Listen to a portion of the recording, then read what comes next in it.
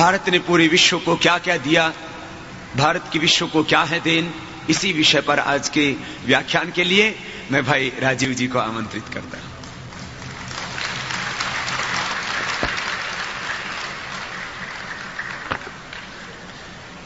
परम पूजनीय स्वामी जी, भारत स्वाभिमान और पतंजलि योग समिति के सभी सम्माननीय बहनों भाइयों,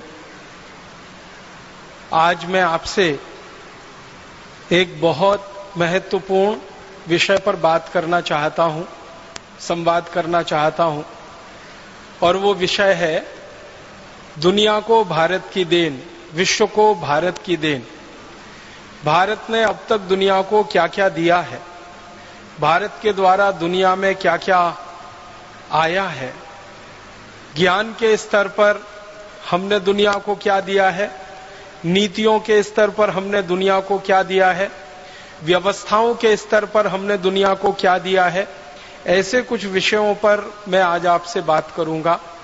बहुत सारी रोचक जानकारियां आपके सामने प्रस्तुत करने की कोशिश करूंगा।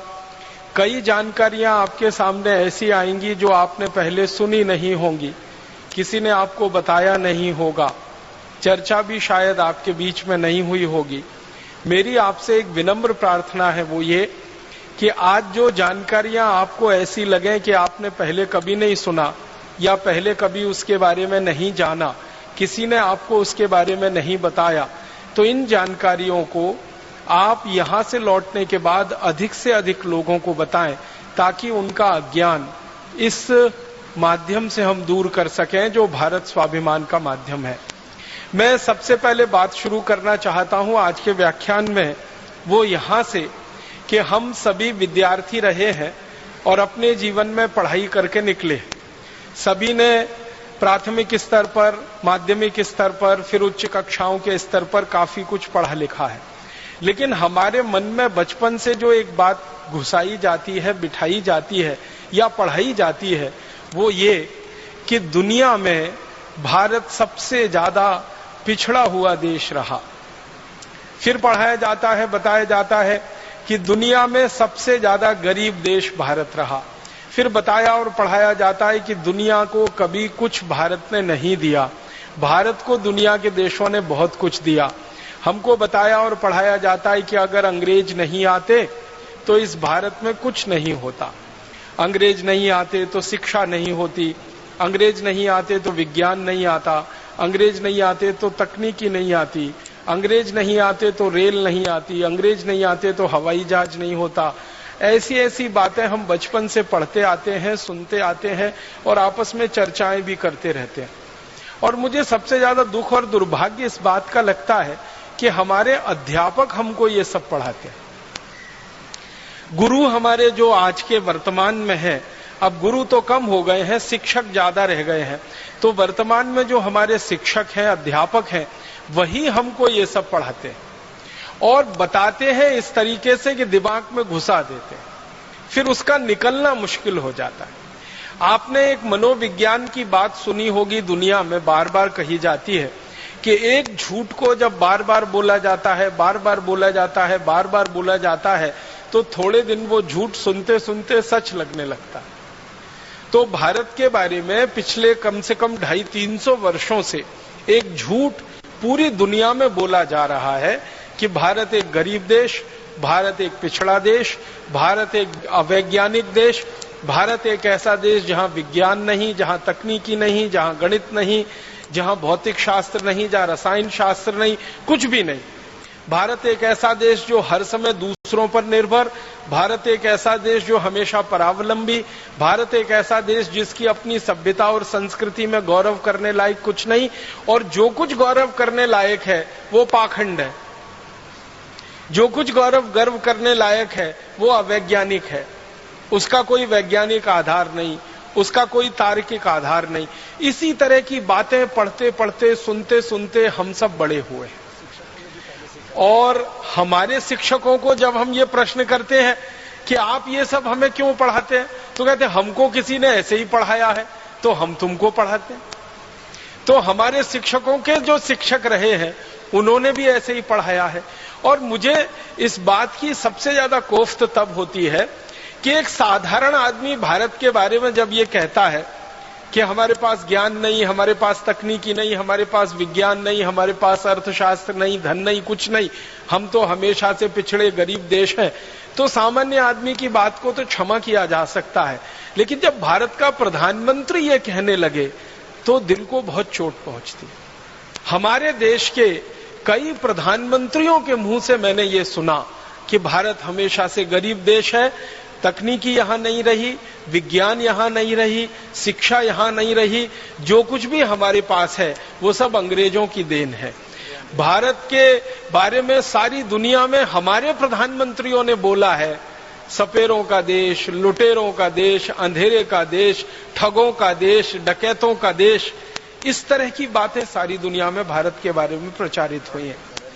गडरियों का देश, ऐसे ऐसे बात हमारे देश के बारे में दुनिया के लोगों के सामने आए हैं कि शर्म आती है। कई बार अपना जी करता है कि क्या करें।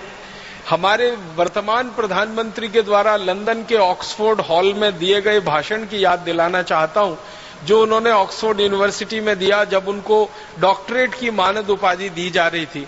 और उन्होंने यही कहा कि हम अंग्रेजों के बहुत आभारी हैं, जो अंग्रेज भारत में नहीं आते तो हमको तो ना विज्ञान पता था, ना तकनीकी पता थी, ना हमारी शिक्षा व्यवस्था कोई होती, ना हमारे पास कोई अर्थव्यवस्था होती, ना हमारे पास कोई कृषि व्यवस्था होती, ना हमारे पास डाकतार विभाग होता, ना रेलवे विभाग होता, वगैरह वगैरह। लंबा भाषण हमारे प्रधानमंत्री ने ऑक्सफोर्ड में दिया।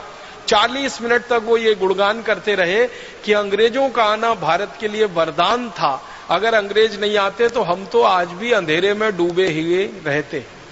अब ये जो वर्तमान प्रधानमंत्री का बयान है, वैसा ही बयान हमारे प्रथम प्रधानमंत्री ने भी कई बार हमारी संसद में दिया। अपनी संसद में कहा भारत के प्रथम प्रधानमंत्री ने कि अगर अंग्रेजों का भारत के साथ संयोग नहीं होता तो भारत तो हमेशा अंधकार और अंधेरों में डूबा हुआ देश ही रहता। इसलिए भारत को विकास कराना है तो अंग्रेजों जैसा बनाना है, भारत को आगे बढ़ाना है तो अंग्रेजों के रास्ते पे ही चल के उसको ले जाना है। तकरीबन इसी तरह की बातें भारत के विभिन्न प्रधानमंत्री कहते रहे। शर्म और अफसोस हमारे देश के लोगों को देते रहे। 2 या 3 प्रधानमंत्रियों को छोड़ दिया जाए तो लगभग सभी प्रधानमंत्री इसी मानसिकता के रहे इस देश में पिछले 63 वर्षों में। एक प्रधानमंत्री थे जिनको भारत की परंपराओं पर बहुत गर्व होता था, संस्कृति सभ्यता पर बहुत गर्व होता था। उनका नाम था श्री लाल बहादुर शास्त्री। तो जब वो पहली बार प्रधानमंत्री बने तो उन्होंने एक बहुत बड़ा फैसला लिया था इस देश में, जो सामान्य रूप से किसी प्रधानमंत्री के साहस में नहीं होता। फैसला उनका ये था कि अमेरिका से लाल रंग का गेहूं आता था भारत में, जिसको अमेरिका में जानवर भी नहीं खाते, वो गेहूं हमें खिलाया जाता था। श्री शास्त्री जी ने फैसला लिया कि ये गेहूं हमें खाना मंजूर नहीं है, क्योंकि अपमानजनक तरीके से आता है और रद्दी है, सबसे खराब है। और वो गेहूं उन्होंने अमेरिका से लेना बंद कर दिया था। उस समय गेहूं का उत्पादन बहुत कम था और उन्होंने इतना बड़ा साहस दिखाया कि हम विदेशों से गेहूं नहीं खाएंगे और नहीं लाएंगे। तो कई लोगों ने उनको समझाया कि शास्त्री जी अगर ये गेहूं हम नहीं खाएंगे तो भूखे मर जाएंगे। तो इतना कड़ा बयान उन्होंने दिया था कि हमको भूखे मरना मंजूर है, लेकिन अपमानजनक शर्तों पर घटिया गेहूं खाना मंजूर नहीं। जब ये बात चल रही थी, चर्चा चल रही थी, तो संसद में भयंकर बहस हुई थी। शास्त्री जी के प्रधानमंत्री बनने के बाद जब गेहूं का आयात उन्होंने बंद किया अमेरिका से, तो संसद में बड़ी बहस हुई थी और कई सांसदों ने शास्त्री जी को ये कहा कि अगर ये अमेरिका और यूरोप के देश न होते तो हम तो कहीं के न रहते। तो शास्त्री जी ने फिर एक कड़ी बात कही थी कि अमेरिका और यूरोप के पास ऐसा कुछ नहीं है जो वो भारत को दे सके, हमारे पास ही है जो हम उन्हें दे सकते हैं। ये बड़ी बात उन्होंने उस समय कही थी। इसी तरह एक और प्रधानमंत्री हुए थे इस देश में, उनका नाम था श्री मोरारजी देसाई। वो भी बहुत भरे हुए थे कूट कूट कर भारतीय संस्कृति सभ्यता की बातों से, और वो कहा करते थे कि दुनिया में सबसे ज्यादा ज्ञान अगर किसी देश के पास है तो वो भारत के पास है। ये हमारा दुर्भाग्य है कि उस ज्ञान को हम दुनिया में स्थापित करने में पीछे रह गए। इसी तरह के एक प्रधानमंत्री और हुए हैं इस देश में, वो बहुत कम समय के लिए रहे, चंद्रशेखर, 4 महीने रहे। लेकिन वो भी ये कहा करते थे कि यूनान की सबसे पुरानी सभ्यताओं से पुरानी सभ्यता हमारी रही है। यूरोप के पास जो कुछ भी तकनीकी और विज्ञान रहा है उससे पहले हमने वो तकनीकी और विज्ञान हासिल किया है, इसलिए हमें विदेशियों से कुछ लेने की जरूरत नहीं है। जरूरत पड़ेगी तो उनको कुछ दे देंगे, लेने लायक हमारे लिए उनके पास कुछ है नहीं। तो ऐसी बातें कहने वाले 2-3 प्रधानमंत्रियों को छोड़कर लगभग सभी प्रधानमंत्री इस मानसिकता के हुए कि भारत के पास कभी कुछ नहीं रहा, हमने कभी कुछ दुनिया को दिया नहीं, हमने हमेशा दूसरों के सामने हाथ पसार कर भीख मांगी है, चाहे ज्ञान की हो, चाहे पैसे की हो, चाहे तकनीक की हो, जो भी है हम दूसरों से लेकर अपने को आगे बढ़ाते रहे। ये बहुत बड़ा भ्रम है, ये बहुत बड़ा मिथ है। ये भ्रम जितनी जल्दी टूटे इस देश का, उतना ही देश के लिए बेहतर है। इस दृष्टि से मैं आज आपके सामने कुछ ऐसे तथ्य प्रस्तुत करना चाहता हूं जो हमारे इस भ्रम को पूरी तरह से तोड़ देंगे, और आज के बाद हम में गर्व होगा ये कहते हुए कि भारत के पास ही सब कुछ है, वो ज्ञान के स्तर पर हो, व्यवस्था के स्तर पर हो, नीतियों के स्तर पर हो, किसी भी स्तर पर हो। मैं शुरुआत करता हूं, भारत ने दुनिया को क्या दिया। सबसे पहली जो बात हम दुनिया के सामने कह सकते हैं बड़े गर्व से, गौरव से, और सारी दुनिया ने अभी उसको स्वीकार करना भी शुरू कर दिया है पिछले 10-12 वर्षों से। खासकर जब से कंप्यूटर आया तब से दुनिया ने कुछ वास्तविकताओं को स्वीकार कर लिया। उनमें से एक वास्तविकता को जो दुनिया ने स्वीकार किया है वो ये कि सबसे पहली भाषा और सबसे पहली लिपि दुनिया को दी है तो वो भारत ने दी है। लिपि आप समझते हैं, जिसमें भाषा लिखी जाती है, और भाषा तो आप जानते हैं। तो दुनिया की सबसे पहली भाषा और सबसे पहली लिपि जिसको लिखकर हम व्यक्त कर सकते हैं वो भारत ने ही दुनिया को दी है। भाषा हमारी जो सबसे पहली दुनिया में गई है वो संस्कृत है, और लिपि जो हमारी दुनिया में सबसे पहली गई है वो देवनागरी है। लेकिन भारत में कई ऐसे इतिहासकार हुए हैं जिनका ये कहना है कि देवनागरी लिपि से भी पहले एक लिपि हमने दुनिया को दी है जो आज लुप्त हो गई है हमारी लापरवाही के कारण, और वो लिपि ब्राह्मी लिपि रही है। ब्राह्मी लिपि के बारे में सारी दुनिया के वैज्ञानिकों ने एक बात जो स्वीकार की है वो ये है कि ब्राह्मी लिपि उतनी ही पुरानी है जितना पुराना भारत है। और भारत के पुराने होने के बारे में परम पूजनीय स्वामी जी के मुंह से अभी आपने सुना, 1 अरब 96 करोड़ माने लगभग 2 अरब साल पहले का ये पूरा हमारा ब्रह्मांड है, प्रकृति है जिसमें भारत बसता है। लगभग उतनी ही पुरानी ब्राह्मी लिपि मानी जाती है। अब समस्या उत्पन्न ये हो गई है कि इतनी पुरानी ब्राह्मी लिपि को पढ़ने वाले और समझने वाले वैज्ञानिकों की संख्या अभी नहीं है। बहुत थोड़े वैज्ञानिक रहे हैं जो लिपि वैज्ञानिक माने जाते हैं, जो वो भाषा को पढ़कर उसका अर्थ समझा सकते हैं। तो ब्राह्मी लिपि हमारी सबसे पुरानी लिपि है जो दुनिया के देशों को हमने दी, और दुनिया के लिपि वैज्ञानिक ये मानते हैं कि लिखना अगर दुनिया में सिखाया है किसी देश ने तो वो भारत ने ही सिखाया है, क्योंकि भारत के पहले लिखने की कला किसी भी देश को नहीं आती थी।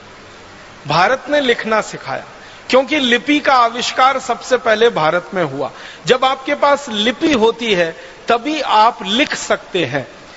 पढ़ना और बोलना तो थोड़ा आसान होता है, लेकिन लिखना थोड़ा कठिन माना जाता है, वो लिपि के प्रभाव से ही होता है। तो सबसे पहली लिपि हमारी, तो सबसे पहले लिखना हमारे यहां शुरू हुआ, और वो लिखना फिर हमारे यहां से चीन में गया। चीन ने हमसे लिखना सीखा। चीन के जो लिपि वैज्ञानिक हुए हैं, जो पिछले हजारों साल का अध्ययन कर रहे हैं, वो ईमानदारी से इस बात को स्वीकार करते हैं कि चीन के वैज्ञानिक, चीन के ऋषि मुनि भारत आए, उन्होंने लिपियों का अध्ययन किया, अध्ययन करके चीन में वापस गए, और वहां जाकर फिर उन्होंने अपनी लिपियों का आविष्कार किया। तो लिखना भारत ने सिखाया पूरी दुनिया को, और अगर भाषा आपने दी है पूरी दुनिया को, तो दूसरी बात भी कही जा सकती है कि बोलना भी हमने ही सिखाया पूरी दुनिया को। लिपि से लिखना आता है, भाषा से बोलना आता है। भाषा हमारी सबसे पुरानी संस्कृत जो सारी दुनिया में हमने दी है। दुनिया की जो विशिष्ट भाषाएं मानी जाती हैं अंग्रेजी को छोड़कर, जैसे जर्मन है, जैसे फ्रेंच है, जैसे डच है, जैसे इटालियन है, जैसे पोर्चुगीज है, जैसे स्पेनिश है, जैसे रशियन है, जैसे डेनिश है, दुनिया में विशिष्ट भाषाओं में ये मानी जाती है। अंग्रेजी को छोड़कर, अंग्रेजी विशिष्ट भाषाओं में नहीं मानी जाती, अंग्रेजी सामान्य भाषाओं में गिनती होती है, क्योंकि अंग्रेजी दूसरों की नकल है और जो दूसरी भाषाएं हैं वो मूल भाषाएं मानी जाती हैं। तो जो मूल भाषाएं मानी जाती हैं पूरी दुनिया में, जर्मन हो, फ्रेंच हो, डच हो, इटालियन हो, रशियन हो, फिर स्पेनिश हो, पोर्चुगीज हो, ये सभी मूल भाषाओं के मूल वैज्ञानिक जो अध्ययन करते रहते हैं वो ये कहते हैं कि हमारी सभी भाषाएं संस्कृत से निकली। जर्मनी में तो ये बात बिल्कुल गहराई तक स्वीकार की जा चुकी है कि जर्मन भाषा संस्कृत की देन है और जर्मनी के लोग अपने आप को बड़े गर्व से ये कहते हैं कि हम आर्य हैं, माने हम भारतवासियों के ही जैसे हैं, हमारे वंशज भारतवासी रहे हैं।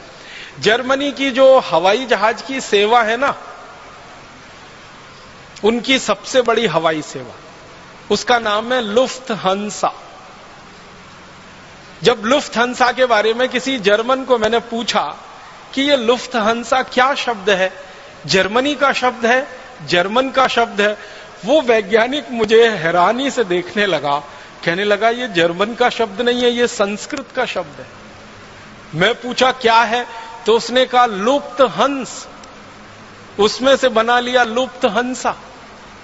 लुप्त माने खत्म हो गए, विलीन हो गए, और हंस जानते हैं एक बहुत विशेष किस्म का पक्षी जो आज दुनिया में हमें दिखाई नहीं देता। एक जमाने में सबसे ज्यादा ये हंस भारत में ही हुआ करते थे, तो उन्होंने कहा भारत के संस्कृत में से हमने ये निकाला है लुप्त हंसा। हंस जो लुप्त हो गए उनके नाम पर हमारी पूरी एयरलाइन चलती है जिसको लुफ्थहांसा कहते हैं। पहली बार मुझे पता चला कि जर्मनी की सरकार का संस्कृत के प्रति इतना प्रेम है कि उन्होंने अपनी एयरलाइंस का नाम ही भारत के शब्दों से बना लिया। और आज जर्मनी में शिक्षा में, विश्वविद्यालय के स्तर की शिक्षा में संस्कृत की पढ़ाई पर और संस्कृत के शास्त्रों की पढ़ाई पर सबसे ज्यादा पैसा खर्च हो रहा है। और जर्मनी दुनिया का भारत के बाहर का पहला देश है जिसने अपनी एक यूनिवर्सिटी, एक विश्वविद्यालय संस्कृत साहित्य के लिए समर्पित किया हुआ है। और जर्मनी दुनिया का वो पहला देश है जिसने भारत के बाहर भारत की विद्या को सीखने और सिखाने की परंपरा शुरू की है। हमारे जो महर्षि चरक हुए, जिन्होंने चिकित्सा व्यवस्था का सबसे पहला सिद्धांत और सारी विद्याएं दुनिया को सिखाई, चरक, उनके नाम पर जर्मनी की सरकार ने विभाग बनाया है, उसका नाम ही है चरकोलॉजी।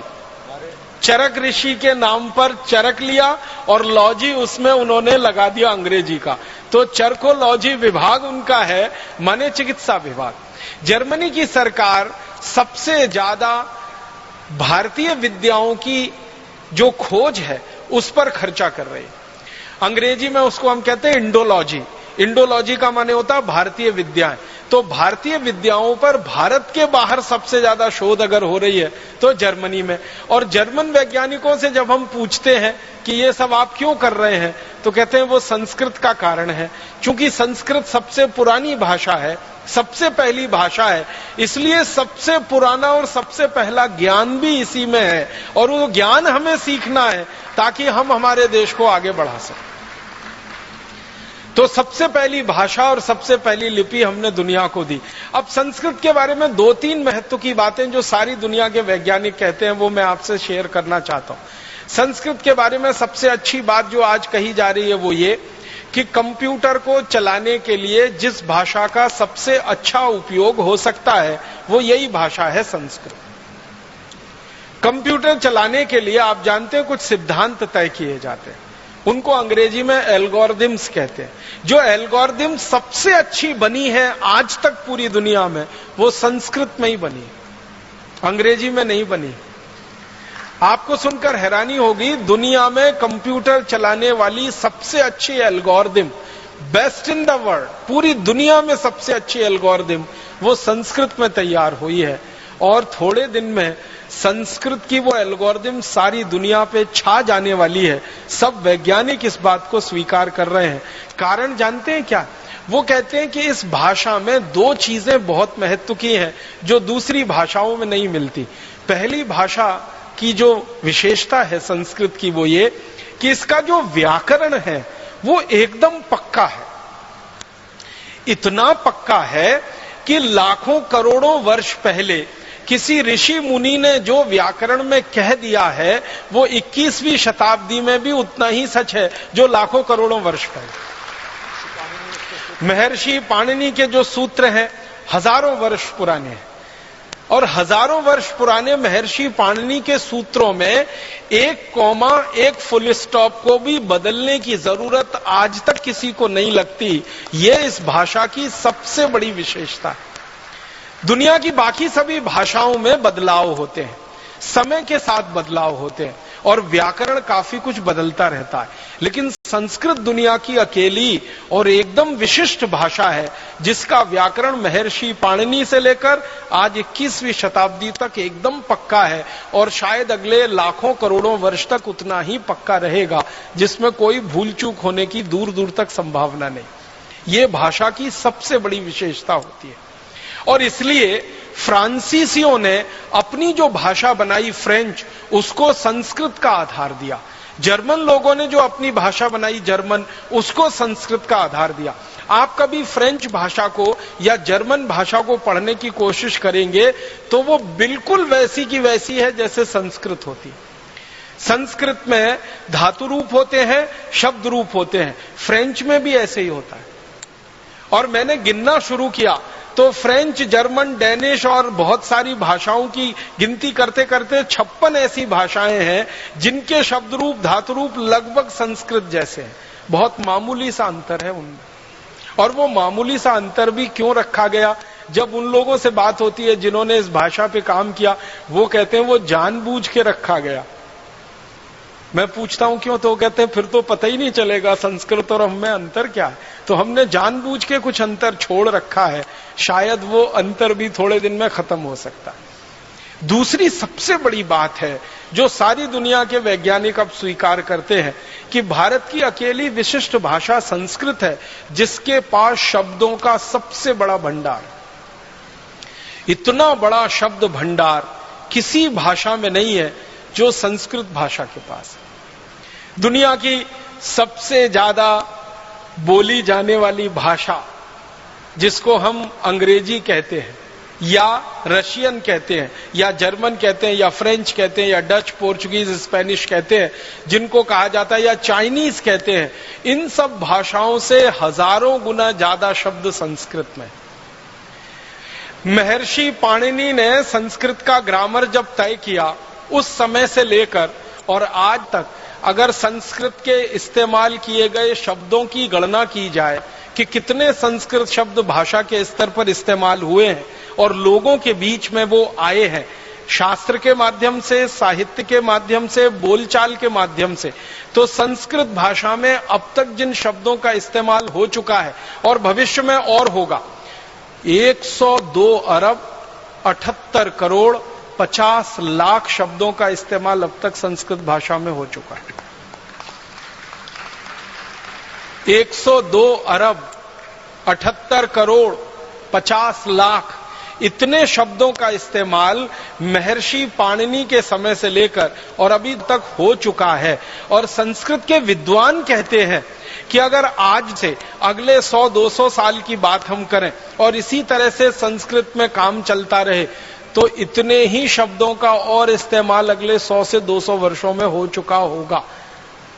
जब संस्कृत कंप्यूटर की भाषा हो जाएगी थोड़े दिन में, क्योंकि दुनिया की सबसे अच्छी एल्गोरिदम संस्कृत में तैयार हुई है और सामान्य कंप्यूटर की भाषा में संस्कृत आने लगेगी, तो वैज्ञानिकों का कहना है कि 102 अरब 78 करोड़ 50 लाख जो शब्द अब तक इस्तेमाल हुए हैं, इतने ही शब्द और इस्तेमाल हो चुके होंगे अगले 100 से 150-200 वर्षों में। माने दुनिया में किसी भाषा में इतना बड़ा शब्द भंडार होने की दूर दूर तक क्षमता नहीं है जो संस्कृत में। और संस्कृत भाषा के जो वैज्ञानिक हैं, जानकार हैं, वो ये कहते हैं अनंत शब्द भंडार। ये 102 अरब 78 करोड़ 50 लाख तो वो गिनती है जो अब तक इस्तेमाल हुए शब्द हैं। जो भविष्य में इस्तेमाल होने वाले शब्द हैं उनकी गिनती हम नहीं कर सकते हैं। इसलिए कहा जाता है कि अनंत शब्द भंडार है। दुनिया में किसी भाषा में इतना बड़ा शब्द भंडार नहीं। कोई व्यक्ति अगर लगकर ईमानदारी से 3 वर्ष करे काम तो संस्कृत भाषा का ये पूरा व्याकरण सीख सकता है और इतना बड़ा शब्द भंडार उसके कोश में आ सकता है। हमारे परम पूज्य ऋषि महर्षि पाणिनि ने जो लिखा है अष्टाध्यायी, उसको 3 वर्ष में पढ़कर कोई व्यक्ति बड़ा पंडित हो सकता है। मैं और एक गहरी तीसरी बात कहना चाहता हूं संस्कृत के बारे में, जो दुनिया के सारे वैज्ञानिक कहते हैं, वो ये कि सबसे बड़ी बात, सबसे कम शब्दों में कहने की क्षमता अगर दुनिया की किसी भाषा में है तो वो संस्कृत में। सबसे बड़ी बात, एक वाक्य हो सकता है बहुत बड़ा, अगर हम पेज के लाइन के हिसाब से देखें तो बहुत सारे वाक्य ऐसे हो सकते हैं जो 1/4 पेज के हों, 1/3 पेज के हों, आधे पेज के हों। संस्कृत की ताकत इतनी बड़ी है कि उनको सबसे कम शब्दों में कह सकती है और पूरी बात उसमें आ सकती है, एक बात भी उसमें छूटे बिना।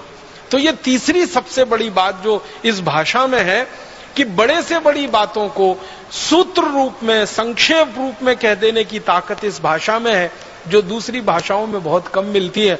और ऐसे गुणगान अगर मैं करता रहूं तो पूरा व्याख्यान ही संस्कृत भाषा पे हो जाएगा। इसलिए मैंने संकेत के रूप में आपसे कहा कि दुनिया को सबसे पहली भाषा और सबसे पहली लिपि हमने दी तो संस्कृत भाषा के रूप में दी और ब्राह्मी लिपि के रूप में दी, और बाद में देवनागरी लिपि सारी दुनिया में स्थापित हुई।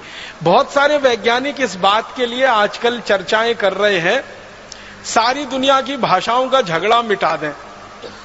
आपको मालूम है भाषाओं के आधार पर बहुत झगड़े होते हैं दुनिया में। ये देश उससे लड़ रहा है, वो उससे लड़ रहा है। भारत में भी झगड़े हो रहे हैं कि ये इलाका हमारा है, वो इलाका इनका है, वो भाषा के आधार पर। और प्रांतों की रचना भी हमारे देश में भाषावार आधार पर हो गई है और वो सबसे बड़ी गलती हो गई। तो भाषा के आधार पर दुनिया में बहुत झगड़े हैं। लेकिन कई वैज्ञानिक मुझे ये कहते रहते हैं कि सारे झगड़े मिट सकते हैं अगर सब भाषाओं की लिपि देवनागरी हो जाए तो सारी दुनिया की भाषाओं के झगड़े मिट सकते हैं।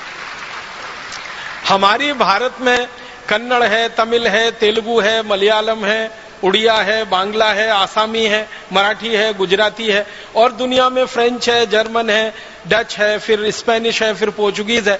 ऐसी 20-50 सैकड़ों भाषाओं को देवनागरी में लिखना शुरू कर दिया जाए तो सारे झगड़े मिट सकते हैं। एक बार मैंने कुछ विद्वानों से यह पूछा कि क्या देवनागरी में यह ताकत है कि सब भाषाओं का समावेश कर सके लिखित रूप में? उन्होंने कहा देवनागरी में ही ताकत है और किसी लिपि में यह ताकत ही नहीं है पूरी दुनिया में जो सब भाषाओं को वो समावेश कर सके अपने आप। इस समय हमारे देश में मराठी भाषा देवनागरी में ही लिखी जाती है, हिंदी तो देवनागरी में लिखी ही जाती है, नेपाली भाषा देवनागरी में, संस्कृत तो लिखी ही जाती है। दुनिया की बहुत सारी भाषाएं और भारत में चलने वाली बहुत सारी भाषाएं अगर एक साथ देवनागरी में लिखी जाना शुरू हो जाए तो ये ताकत, ये क्षमता एक लिपि में है, दुनिया की दूसरी किसी लिपि में नहीं है। इसका हमें गर्व है, गौरव है, अभिमान है कि सारी दुनिया को हमने ऐसी लिपि दी है जो सबसे ज्यादा वैज्ञानिक है और भाषा ऐसी दी है जो सबसे प्राचीन है और सबसे ज्यादा वैज्ञानिक। मैं थोड़ा आगे बढ़ता हूं। चूंकि संस्कृत सबसे समृद्ध भाषा है तो इस भाषा में लिखा गया साहित्य भी सबसे ज्यादा समृद्ध ही होगा। जब भाषा समृद्ध होती है तो भाषा का साहित्य भी समृद्ध होता है। तो संस्कृत भाषा में जितना साहित्य लिखा गया है पूरी दुनिया में शायद ही किसी भाषा में लिखा गया। फिर आप बोलेंगे दिखाई तो नहीं देता। ये दिखाई नहीं देता वो हमारी लापरवाही का नतीजा है और हमसे कई सारी बड़ी भूलें हुई हैं। उनमें से एक बड़ी भूल ये हुई है कि अपने साहित्य को बचाकर हम नहीं रख सके। पिछले 1000 वर्षों हमारे साहित्य का बहुत नुकसान हुआ है पिछले 1000 वर्षों। आपको शायद ये जानकर हैरानी होगी कि विदेशी लुटेरों ने जब से भारत में आना शुरू किया तो भारत की संपत्ति को ही नहीं लूटा, यहां के साहित्य को भी लूटा, क्योंकि ज्ञान उसमें भरा पड़ा। तो हमसे साहित्य की साज संभाल नहीं हो पाई पिछले 1000 वर्षों में, वो काफी कुछ लुट गया। और कई विदेशी आक्रांता तो ऐसे आए जिन्होंने हमारे साहित्य को जला दिया। आपने सुना है तक्षशिला की कहानी? भारत की सबसे बड़ी पुस्तकालय की कितनी दुर्वस्था हुई थी कि उसको जला दिया गया था। और तक्षशिला की पुस्तकों को जला देने के बाद की कहानी यह है कि 6 महीने तक विदेशी आक्रांताओं ने उन किताबों के पन्नों को जला जलाकर अपना पानी गर्म किया था। इतना बड़ा हमारा ज्ञान का भंडार था तक्षशिला विश्वविद्यालय, जो 6 महीने तक जलता रहा था। 6 महीने तक जलता रहे, कल्पना करिए लाखों करोड़ों पेज रहे होंगे जो 6 महीने तक जले होंगे। तो कई विदेशी आक्रांता और लुटेरे ऐसे आए कि उन्होंने हमारा साहित्य नष्ट किया। कई विदेशी आक्रांता और लुटेरे ऐसे आए जिन्होंने हमारा साहित्य लूट लिया, और कई आक्रांता और विदेशी ऐसे आए जिन्होंने हमारे साहित्य में तोड़ मरोड़ करके उसको ऐसा प्रस्तुत कर दिया कि वो हमको सबसे ज्यादा खराब दिखता है। जैसे वेदों की बात करें, हमारे जो मूल वेद है ना, वो भारत में अभी हम ढूंढने निकले तो मुश्किल से मिलते हैं। जब भी कहीं भारत में वेद की कोई प्रतिलिपि मिलती है और उसके बारे में छानबीन की जाती है तो पता चला वो मैक्स मूलर रचित है।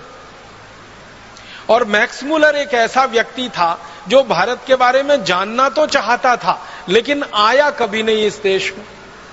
अपने घर में बैठे बैठे भारत के बारे में जो कुछ मिल गया उसको ज्ञान, वो उसने लिख दिया। वेदों को उसने पढ़ा पूरी रुचि से, संस्कृत सीखी उसके लिए, लेकिन बहुत सारी चीजें उसको समझ में नहीं आई वेदों में, तो उसको अपने तरीके से लिख मारा। और आज हमें वो दिखाई देती हैं तो हमको वो विरोधाभासी लगती हैं। वो विरोधाभासी होने का कारण ये है कि मूल ग्रंथों के साथ छेड़छाड़ कर दी हमारे लोगों ने, शास्त्रों के साथ छेड़छाड़ कर दी, ज्ञान के भंडार के साथ छेड़छाड़ कर दी। अगर हमारे मूल ग्रंथ वेदों को हम देखें और मैक्स मूलर रचित वेदों को देखें, या हमारे मूल दूसरे शास्त्रों को देखें, अब जैसे मैं एक उदाहरण देता हूं, जो हमारी मूल मनुस्मृति है उसको हम पढ़ें और अंग्रेजों द्वारा तैयार की गई मनुस्मृति को पढ़ें, दोनों में जमीन आसमान का अंतर। मूल मनुस्मृति में जो बात कहीं नहीं है, अंग्रेजों द्वारा रचित मनुस्मृति में वही बातें हैं। याज्ञवल्क संहिता में न्याय सिद्धांत के बारे में जो बातें हैं मूल ग्रंथों में, अंग्रेजों ने एक याज्ञवल्क संहिता तैयार की, उसमें बिल्कुल उल्टा लिखवा दिया। तो हमारे शास्त्रों की कई तरीके से तोड़ मरोड़ हुई। एक तो जलाया गया, लूटा गया, और उसके बाद जो साहित्य विदेशियों के हाथ में पड़ गया उसमें अपना दिमाग लगाकर खुराफातें बहुत की हैं उन्होंने, बहुत कुछ मिलावट कर दिया। और वो मिलावटी चीजों को आज कोट किया जाता है सारी दुनिया में।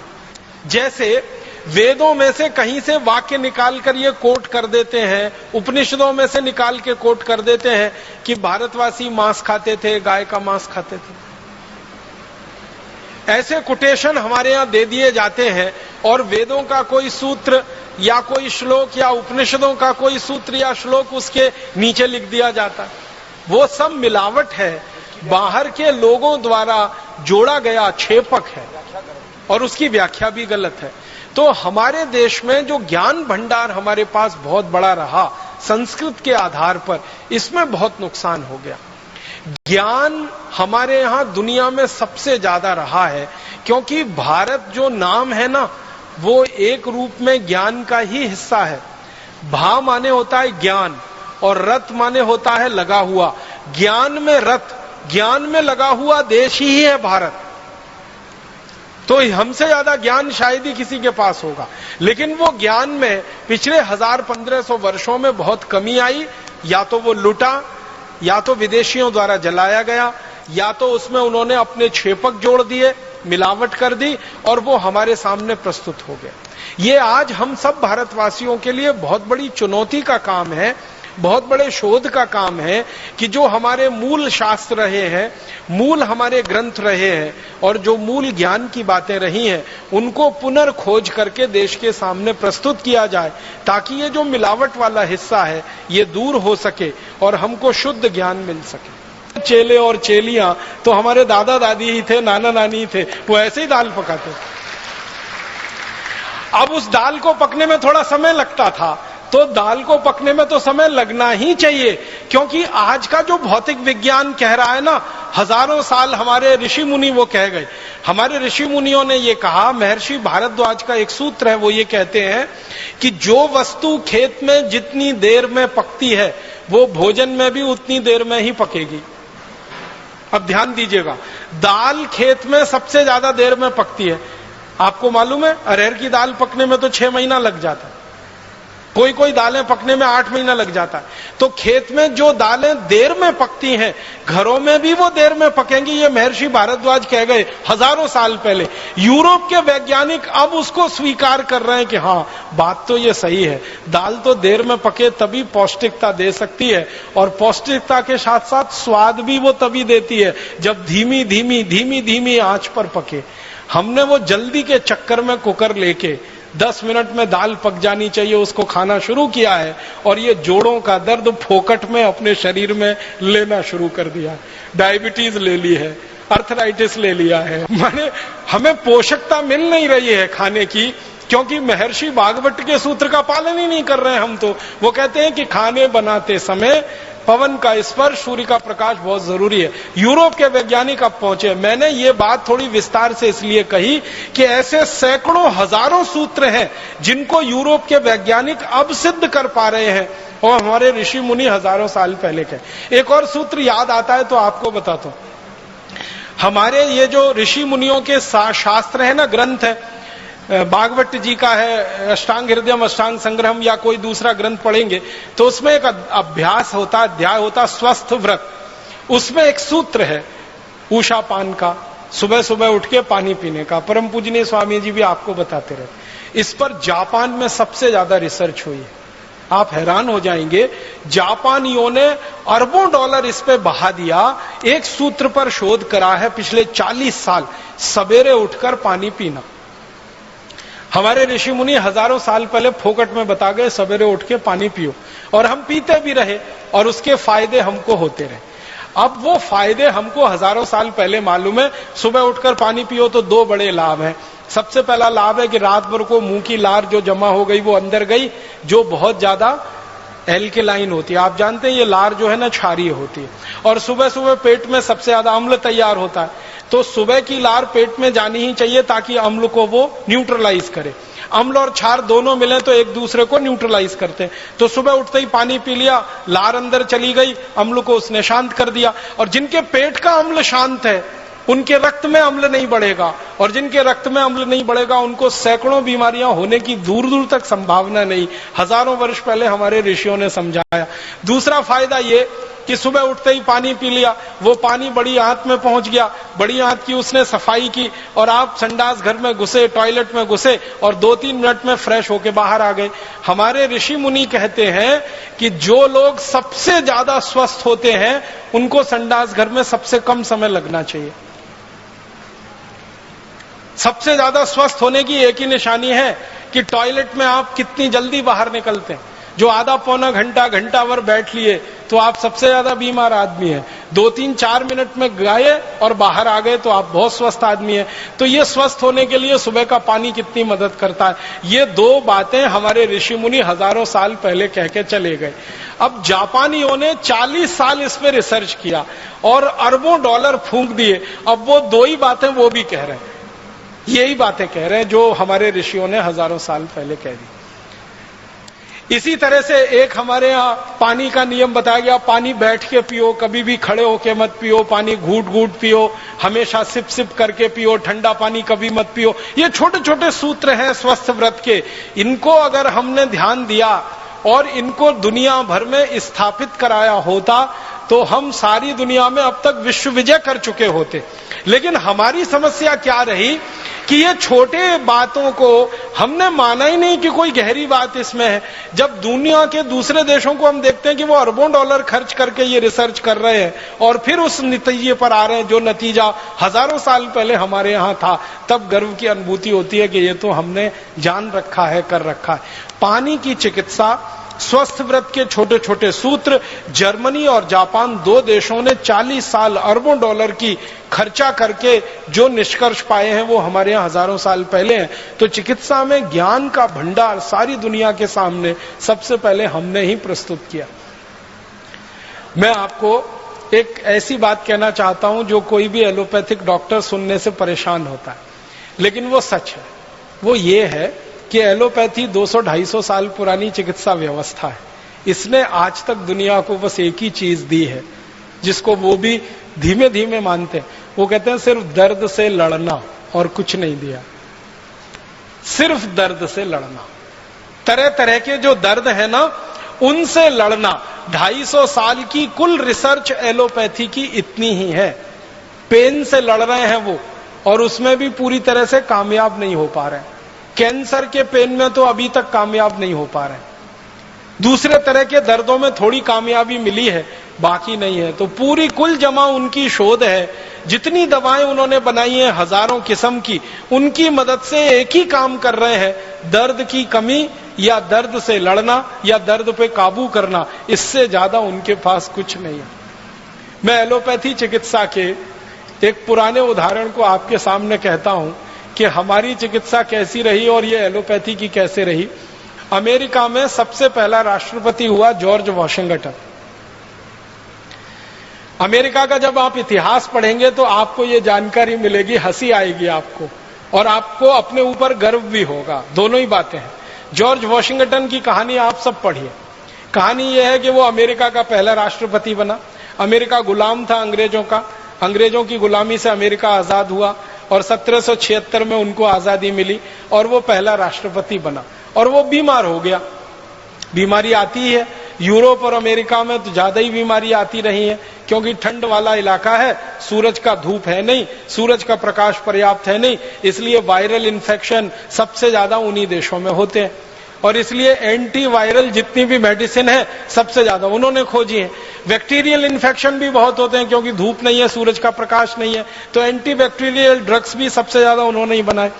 तो जिस देश में सबसे पहले एलोपैथी आई और या एलोपैथी सारी दुनिया में फैली, अमेरिका देश, उस अमेरिका के राष्ट्रपति को बुखार आ गया। जॉर्ज वॉशिंगटन बुखार में बीमार हो गया। अब बीमार हो गया तो उनके सारे चिकित्सक देश भर के और दुनिया भर के इकट्ठे होकर विचार करें कि इनका बुखार कैसे खत्म किया जाए। और जॉर्ज वॉशिंगटन का वो बुखार कम नहीं कर पाए। बुखार बढ़ता ही जाए, बढ़ता ही जाए, बढ़ता ही जाए, कम ना हो, कम ना हो। तो अंत में ये सब एलोपैथी के बड़े बड़े डॉक्टरों ने आपस में मिलकर एक फैसला किया, इसमें आप हंसना नहीं, गंभीरता से इसको लेना, कि जॉर्ज वॉशिंगटन के शरीर में खराब खून घुस गया है, इसको निकाला जाए तभी बुखार ठीक होगा। तो पता है उन महान भावों ने क्या किया? अमेरिका के राष्ट्रपति के हाथ पर बांध दिए पलंग से, हाथ बांध दिया, दोनों पांव बांध दिए, रस्सी से कस के बांध दिए। और वो राष्ट्रपति चिल्ला रहा है कि ये क्या चिकित्सा कर रहे हो? तो कह रहे यही एलोपैथी की चिकित्सा है, थोड़ा धीरज रखिए, थोड़ा धैर्य रखिए, हम आपको ठीक कर रहे हैं। इन्होंने क्या किया? महान महान डॉक्टरों ने उनकी नसें काट दी, हाथ की, दोनों हाथ की नसें काट, ब्लेड लिया और काट दिया। और बेचारा राष्ट्रपति दर्द से तड़प रहा है, चिल्ला रहा है, और उसके दोनों हाथों की नसें काट दी। और तर्क क्या है कि ये खराब खून घुस गया है, ये निकालना है।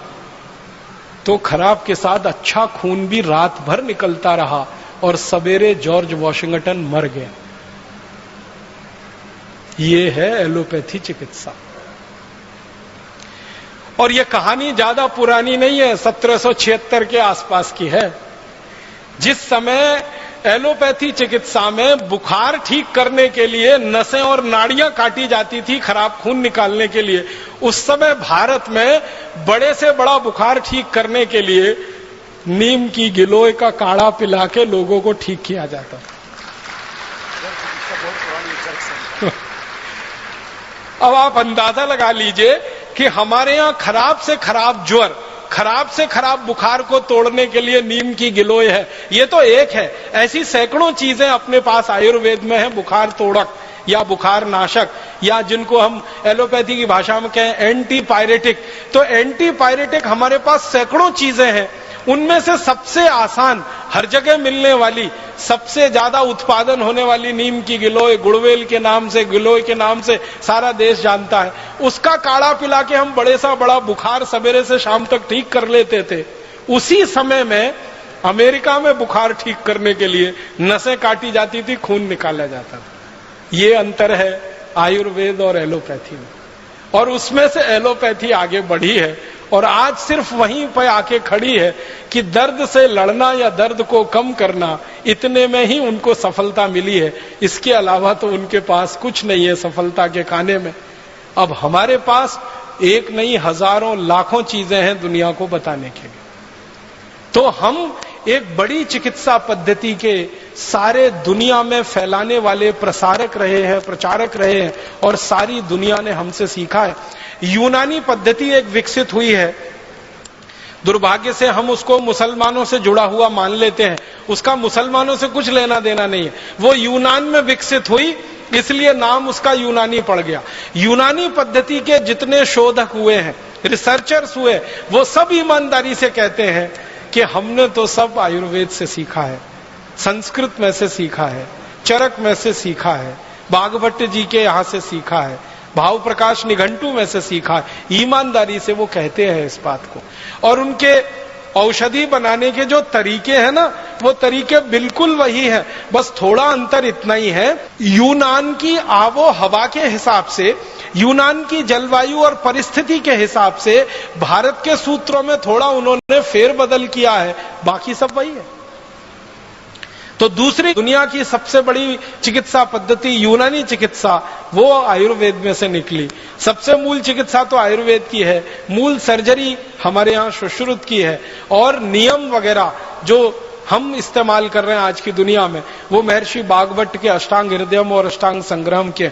एक मैं रोचक बात आपसे कहना चाहता हूं, एक अंग्रेजों के दस्तावेज के आधार पर कहना चाहता हूं, वो ये कि प्लास्टिक सर्जरी जो आज की दुनिया की सर्जरी की आधुनिकतम विद्या है, प्लास्टिक सर्जरी, इसका आविष्कार भी भारत में ही हुआ। सर्जरी का तो हुआ ही है, प्लास्टिक सर्जरी का भी यही आविष्कार हुआ भारत। और प्लास्टिक सर्जरी में आप जानते हैं, कहीं की त्वचा को काटकर कहीं लगा देना और उसको इस तरह से लगा देना कि पता ही ना चले, ये विद्या सबसे पहले दुनिया को भारत ने दी।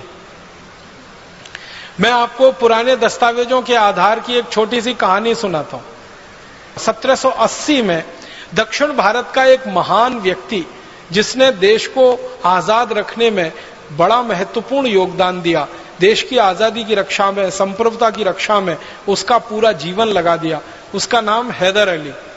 हैदर अली दक्षिण भारत का सम्राट। आज हम जिसको कर्नाटक कहते हैं, कर्नाटक के एक बड़े भूभाग पर हैदर अली का राज्य हुआ करता था। 1780 से 84 के बीच में अंग्रेजों ने हैदर अली पर हमले किए, कई बार हमले किए। तो एक हमले का जिक्र एक अंग्रेज की डायरी में से निकला, वो मैं सुना रहा हूं आपको। एक अंग्रेज आया, उसका नाम था कर्नल कूट, उसने हैदर अली पे हमला किया, और ये 1780 की घटना है। उस हमले में हैदर अली ने अंग्रेजों को परास्त कर दिया। हैदर अली का ये इतिहास रहा कि जब जब अंग्रेजों ने हैदर अली पर हमला किया, हैदर अली ने हर बार अंग्रेजों को हराया। एक बार भी अंग्रेज कभी उससे जीत नहीं पाए, एक बार भी नहीं जीते। हर बार आते थे, हमला करते थे, हार के चुपचाप चले जाते थे। हैदर अली के ऊपर जब बार बार अंग्रेजों के हमले हुए तो हैदर अली को थोड़ा गुस्सा आ गया। तो ये जो कर्नल कूट आया, हमला किया, हैदर अली ने उसको हरा दिया, और चूंकि उसको थोड़ा गुस्सा था अंग्रेजों से, तो उसने कर्नल कूट की नाक काट दी। हमारे भारत में नाक कटना सबसे बड़ी बदनामी होती थी। आप जानते हैं, पूरे रामायण की कहानी नाक कटने की कहानी है। जो सूर्पणखा की नाक न कटी होती तो रामायण नहीं होती, और नाक कटना सबसे बड़ी बदनामी है। तो हैदर अली ने गर्दन तो नहीं काटी उसकी, कर्नल कूट की, वो चाहता तो गर्दन काट सकता था, क्योंकि कर्नल कूट पराजित हुआ था। कर्नल कूट अपनी डायरी में लिखता है कि मैं पराजित हो गया, हैदर अली के सैनिकों ने मुझे बंदी बना लिया और हैदर अली के पास मुझे ले गए। हैदर अली सिंहासन पर बैठा था, मैं उसके नीचे चरणों में बैठा था।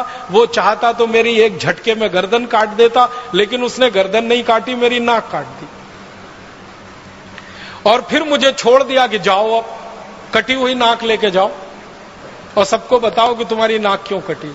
तो कर्नल कूट लिखता है कि मुझे एक घोड़ा दे दिया उसने भागने के लिए, नाक काट के मेरे हाथ में रख दी और कहा भाग जाओ। तो मैं घोड़े पे बैठ के भागा, भागते भागते भागते भागते एक जगह वो लिखता है मैं बेलगाम में आ गया। बेलगाम आप जानते हैं कर्नाटक का एक जिला। तो बेलगाम में आ गया, तो बेलगाम में एक वैद्य ने मुझे देखा, नाक से खून निकल रहा है, कटी हुई नाक हाथ में है। तो वैद्य ने कहा ये तुम्हारी नाक कहाँ कट गई? तो उसने झूठ बोला और कहा कि पत्थर मार दिया किसी ने। तो वैद्य ने कहा ये पत्थर मारी हुई नाक नहीं है, ये तलवार से काटी हुई नाक है, मैं वैद्य हूं, मैं चिकित्सक हूं, मैं जानता हूं। तो उसने सच बताया कि मेरी नाक काटी गई है। किसने काटी? तुम्हारे राजा ने काटी, हैदर अली ने काटी। क्यों काटी? मैंने युद्ध किया उससे, मैं हार गया, उसने मेरी नाक काटी। तो वो वैद्य कहता है कि अब तुम क्या करोगे? कटी नाक से इंग्लैंड जाओगे, लंदन जाओगे? कहता है जाने की इच्छा तो नहीं है, लेकिन क्या करूं, जाना ही पड़ेगा। तो वो वैद्य इतना दयालु, इतना कृपालु, वो कहता है कि मैं तुम्हारी नाक जोड़ सकता हूं। तो कर्नल कूट कहता मुझे तो भरोसा ही नहीं हुआ, ये नाक कैसे जुड़ सकती है कटी हुई? मैंने तो सुना नहीं अपनी जिंदगी में कि एक बार शरीर का कोई अंग कट जाए तो वो जुड़ सकता है। तो वैद्य जी कहते मैं जोड़ सकता हूं। तो कर्नल कूट ने कहा जोड़ दो। तो उसने कहा मेरे घर चलो। तो वैद्य जी उसको ले गया और ऑपरेशन किया। उस ऑपरेशन का 30 पन्ने में वर्णन है। वो 30 पन्ने तो नहीं सुना सकता, अंत में सुना रहा हूं। ऑपरेशन सफलतापूर्वक संपन्न हो गया, नाक उसकी जुड़ गई। वैद्य जी ने उसको एक लेप दे दिया बना के और कहा कि ये लेप ले जाओ, रोज सुबह शाम लगाते रहना। वो लेप लेके चला गया। 15-17 दिन के बाद बिल्कुल नाक उसकी जुड़ गई। फिर वो जहाज में बैठ के लंदन चला गया। 3 महीने बाद वो ब्रिटिश पार्लियामेंट में खड़ा होकर भाषण दे रहा है कर्नल कूट, और सबसे पहला सवाल पूछता है सब अंग्रेजों से, आपको लगता है मेरी नाक कटी हुई है? तो सब अंग्रेज हैरान होके कहते नहीं नहीं तुम्हारी नाक तो कटी हुई बिल्कुल नहीं दिखती। तब वो कहानी सुना रहा ब्रिटिश पार्लियामेंट में कि मैंने हैदर अली पे हमला किया था, मैं उसमें हार गया, उसने मेरी नाक काटी, फिर भारत में एक वैद्य ने मेरी नाक जोड़ी, और भारत के वैद्यों के पास इतनी बड़ी हुनर है, इतना बड़ा ज्ञान है कि वो कटी हुई नाक को जोड़ सकते हैं। तब उस वैद्य जी की खोज खबर ब्रिटिश पार्लियामेंट में ली गई और अंग्रेजों का एक दल आया और बेलगाम के उस वैद्य को मिला। तो उस वैद्य ने अंग्रेजों को बताया कि ये काम तो भारत के सब गांवों में होता है, मैं अकेला नहीं हूं, ऐसा करने वाले हजारों लाखों लोग हैं। तो अंग्रेजों को हैरानी हुई, कौन सिखाता है आपको?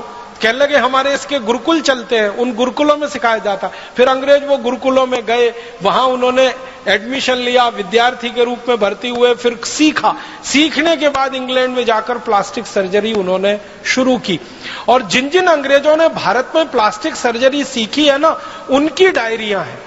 एक अंग्रेज का मैं बताता हूं आपको, वो कहता है कि जब मैंने पहली बार प्लास्टिक सर्जरी सीखी, जिस गुरु से सीखी वो भारत का विशेष आदमी था और वो नाई था जाति का, उसने मुझे सिखाई सर्जरी। ध्यान देना इस बात पर, जाति का नाई, जाति का चर्मकार, जाति का कोई और, हमारे यहां ये ज्ञान के बड़े पुलिंदे थे, ज्ञान के बड़े पंडित थे। नाई है इस आधार पर किसी गुरुकुल में उसका प्रवेश वर्जित नहीं था, चर्मकार है इसलिए गुरुकुल में प्रवेश वर्जित नहीं था। जाति के आधार पर हमारे यहां गुरुकुलों में प्रवेश नहीं हुआ है और जाति के आधार पर हमारे यहां शिक्षा की भी व्यवस्था नहीं है। वर्ण व्यवस्था के आधार पर हमारे यहां सब कुछ चलता रहा है। तो नाई भी सर्जन है, चर्मकार भी सर्जन है। और वो अंग्रेज लिखता है कि चर्मकार तो ज्यादा अच्छा सर्जन इसलिए हो सकता है कि उसको चमड़ा सिलना सबसे अच्छे तरीके से आता है। तो शरीर का चमड़ा सिलना हो या जानवर का, बात तो एक ही है। तो हमारे यहां ऐसे लोग सर्जरी सीखते रहे। तो एक अंग्रेज कह रहा है कि मैंने जिस गुरु से सर्जरी सीखी, पूना का किस्सा है वो, पूना में जिस गुरु से सीखी वो जात का नाई था। सिखाने के बाद उसने मुझसे एक ऑपरेशन कराया और वो ऑपरेशन का वर्णन है। एक मराठा सैनिक है और ये 1792 की कहानी है। एक मराठा सैनिक है, उसके दोनों हाथ कट गए हैं युद्ध में और वो उस गुरु के पास आया है कटे हुए हाथ लेकर जोड़ने के लिए। तो गुरु ने वो ऑपरेशन उस अंग्रेज से करवाया जो सीख रहा है और वो अंग्रेज गुरु के साथ मिलकर बहुत सफलतापूर्वक ऑपरेशन पूरा किया है। और वो अंग्रेज कहता, उसका नाम है डॉक्टर थॉमस क्रूसो। वो अंग्रेज कहता है कि मैंने मेरे जीवन में इतना बड़ा ज्ञान किसी गुरु से सीखा और इस गुरु ने मुझसे एक पैसा नहीं लिया, फीस नहीं ली, ये मैं बिल्कुल अचंभा मानता हूं, आश्चर्य मानता हूं। और थॉम क्रूसो ये सीख के गया है, फिर उसने प्लास्टिक सर्जरी का स्कूल खोला और उस प्लास्टिक सर्जरी के स्कूल में फिर अंग्रेज सीखे हैं और अंग्रेजों ने सीख सीख कर फिर दुनिया में फैलाया है। दुर्भाग्य इस बात का है कि सारी दुनिया में प्लास्टिक सर्जरी के उस स्कूल का तो वर्णन है, लेकिन इन वैद्यों का वर्णन अभी तक नहीं आया विश्व ग्रंथों में, जिन्होंने अंग्रेजों को प्लास्टिक सर्जरी सिखाई थी। और ये क्यों हम रह गए वंचित? हुआ ये कि 17वीं शताब्दी से 19वीं शताब्दी के बीच में जब सारी दुनिया में ये रिकॉर्डिंग चल रही थी कि किस देश से क्या आया, किस देश ने दुनिया को क्या दिया, इसके लिए सारा भंडारण हो रहा था, ग्रंथालय बन रहे थे। उस समय चूंकि हम अंग्रेजों के गुलाम थे, इसलिए हम प्रयास नहीं कर पाए और वहां तक पहुंच नहीं पाए। तो अब हमें ये करना पड़ेगा, आज नहीं तो कल सारी दुनिया में जाकर अपने द्वारा दी गई खोजों को स्थापित कराना पड़ेगा, उनका रजिस्ट्रेशन कराना पड़ेगा, जरूरत पड़नी है तो उस पर पेटेंट लेना पड़ेगा, और जरूरत पड़ेगी तो वर्ल्ड पेटेंट लेना पड़ेगा, विश्व पेटेंट लेना पड़ेगा। और पूरी दुनिया में इस ज्ञान को स्थापित कराने के लिए मुझे लगता है कि भारत स्वाभिमान से अच्छा दूसरा कोई अभियान नहीं होगा। हम इस काम को सारी दुनिया में कराएंगे। एक और रोचक जानकारी देता हूं चिकित्सा से संबंधित। 1710 के साल में एक अंग्रेज भारत आया, उसका नाम था डॉक्टर ओलिवर। ये भारत में आके कलकत्ता में आया, कलकत्ता में इसने घूमा, बंगाल घूमा, और घूमते हुए इसने एक डायरी लिखी है। उस डायरी के पन्ने का एक पैराग्राफ सुनाऊंगा आपको। वो ये कहता है कि मैंने भारत में आकर पहली बार देखा कि चेचक जैसी महामारी को कितने आसानी से भारतवासी ठीक कर लेते हैं। आपको मालूम है 17वीं शताब्दी में सारी दुनिया में एक महामारी फैली थी जिसको चेचक कहते हैं। इसमें एक बड़ी चेचक होती थी, एक छोटी चेचक होती थी। अफ्रीका में लाखों लोग मर गए थे इसके कारण। लैटिन अमेरिका में लाखों लोग मरे थे इस बीमारी से। अफ्रीका, लैटिन अमेरिका और एशिया के हिस्से में लाखों, शायद करोड़ों भी हो सकते हैं, मरे थे 17वीं शताब्दी के आसपास। ये बीमारी फैली थी, महामारी थी, बीमारी नहीं थी। उस दौरान ये अंग्रेज आया भारत में जिसका नाम था डॉक्टर ओलिवर। वो आया कलकत्ता में, तो वो देखता क्या है कि भारतवासी चेचक की बीमारी को लड़ने के लिए टीका लगाते हैं। और वो कहता है कि मैंने दुनिया में पहली बार देखा। और डॉक्टर ओलिवर का नाम बहुत बड़ा नाम है इंग्लैंड में। इंग्लैंड के लोग उसको बहुत इज्जत से याद करते हैं, डॉक्टर ओलिवर को। तो वो कहता है मैंने पहली बार आके देखा भारत जैसे देश में चेचक का टीका लग रहा है। और चेचक का टीका लगाने का उसने अपनी डायरी में वर्णन किया है। तो वो लिखता है कि मैं आया कलकत्ते में 1710 के साल में, और मैंने देखा कि भारत में उस समय चेचक की बीमारी सबसे कम है। दुनिया के देशों में सबसे ज्यादा है और यहां सबसे कम है। तो इसने कहा कि मैंने खोजना शुरू किया कि यह बीमारी भारत में सबसे कम क्यों है। तो पता चला हर भारतवासी ने चेचक का टीका लगवा रखा है। तो उसका वो वर्णन करता है कि चेचक का टीका एक सुई जैसी वस्तु से लगाया जाता था, और वो 3 दिन में किसी भी व्यक्ति को चेचक के प्रति ताकतवर बनाता था, प्रतिकारक शक्ति उसकी दे देता था। और उसके बारे में वो लिखता है कि 3 दिन टीका लगाकर उस व्यक्ति को थोड़ा बुखार आता था। उसके बुखार को ठीक करने के लिए पानी की पट्टियां रखी जाती थी पेट में। 3 दिन में वो व्यक्ति ठीक हो जाता था। एक बार टीका जिसने ले लिया, जिंदगी भर के लिए वो चेचक से मुक्त हो जाता था। वो कहता है कि इतना अद्भुत टीका मैंने दुनिया में पहली बार देखा भारत में। और ये कहानी है 1710 की। अब आपको एक हैरानी होगी जानकर, अंग्रेजों ने चेचक का टीका लगाना भारत से सीखा। ये डॉक्टर ओलिवर सीख के गया कलकत्ता से, लंदन गया। लंदन में इसने डॉक्टरों की सभा बुलाई और उनको कहा कि आपको मालूम है हम चेचक से मर रहे हैं और भारतवासी चेचक से लड़ रहे हैं, उनके पास टीका है इसका। तो कोई अंग्रेज मानने को तैयार नहीं इसकी बात को। वो कहते हैं कि गप मार रहे हो। तो वो कहता है मेरे खर्चे से सबको लेके चलता हूं। तो दोबारा फिर आया, अपने साथ कई अंग्रेज डॉक्टरों को लेके आया और कलकत्ता के कई इलाकों में घुमाया उनको और दिखाया कि देखो कैसे घर घर में जाके टीका लगाते हैं चेचक का, और बस एक छोटी सी सुई उसको मामूली सा चुभाते हैं, बस उतने में ही इम्यूनिटी होती है 3 दिन के अंदर। फिर उन्होंने पूछना शुरू किया कि इसमें है क्या, तो वो कहते हैं जो भारत में चेचक का टीका लगाने वाले वैद्य हैं ना, वो बताते हैं कि इसमें कुछ नहीं है, जिनको चेचक हो जाती है उनके शरीर का जो पस होता है वो हम निकाल लेते हैं और सुई की नोक के बराबर किसी के शरीर में प्रवेश करा देते हैं और फिर शरीर उसकी इम्यूनिटी धारण कर लेता है। ये सिद्धांत हमारा है जो दुनिया को हमने दिया। आजकल आधुनिक विज्ञान सिखाता है ना ये टीके के बारे में, पल्स पोलियो अभियान एक चल रहा है, फिर स्मॉल पॉक्स के खिलाफ, फिर ये बड़ी माता के खिलाफ, फिर इसके खिलाफ, फिर बहुत सारा टाइफाइड के खिलाफ जो चलता रहता है और जगह जगह टीके लगाते रहते हैं। ये टीके लगना सारी दुनिया को भारत ने सिखाया है और टीके के पीछे का जो दर्शन है कि आप जिस बीमारी से लड़ना चाहते हैं उसी बीमारी के जीवाणु को आप शरीर में प्रवेश कराइए ताकि शरीर में प्रतिरक्षा तंत्र उसका मजबूत हो जाए। यह सिद्धांत पूरी दुनिया को हमने दिया। बस दुर्भाग्य हमारा यह है कि इस सिद्धांत का जब दुनिया के वैज्ञानिकों के स्तर पर पंजीकरण हो रहा था, रजिस्ट्रेशन हो रहा था, तब हम वहां हाजिर नहीं थे और इसलिए हमारे नाम से ये दर्ज होने से वंचित रह गया। ये डॉक्टर ओलिवर के नाम से वहां दर्ज है। दुनिया भर के जो रिकॉर्ड्स है ना उनमें डॉक्टर ओलिवर के नाम से ये वर्णित है और डॉक्टर ओलिवर अपनी डायरी में लिख रहा है कि मैंने कलकत्ता में आके सीखा है इसको। तो डॉक्टर ओलिवर के पहले ये चेचक के बारे में अगर लिखना होगा तो उन वैद्यों के बारे, और डॉक्टर ओलिवर अपनी डायरी में लिखता है कि ये जो वैद्य हैं इनको मैंने पूछा कि आपको किसने सिखाया, तो वो कहते हैं हमारे गुरु ने सिखाया। उनको किसने सिखाया, उनके गुरु ने सिखाया। तो कहता है कम से कम भारत में पिछले 1500 साल से ये टीका लग रहा है और ये बात है 1710 के आसपास। वो कहता है 1500 साल से कम का इतिहास नहीं निकलेगा भारत में चेचक के टीके का।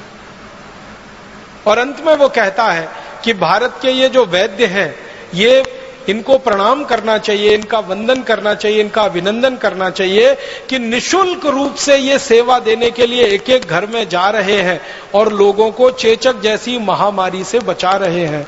हम अंग्रेजों को इन्होंने बिना किसी शुल्क के ये ज्ञान सिखाया है।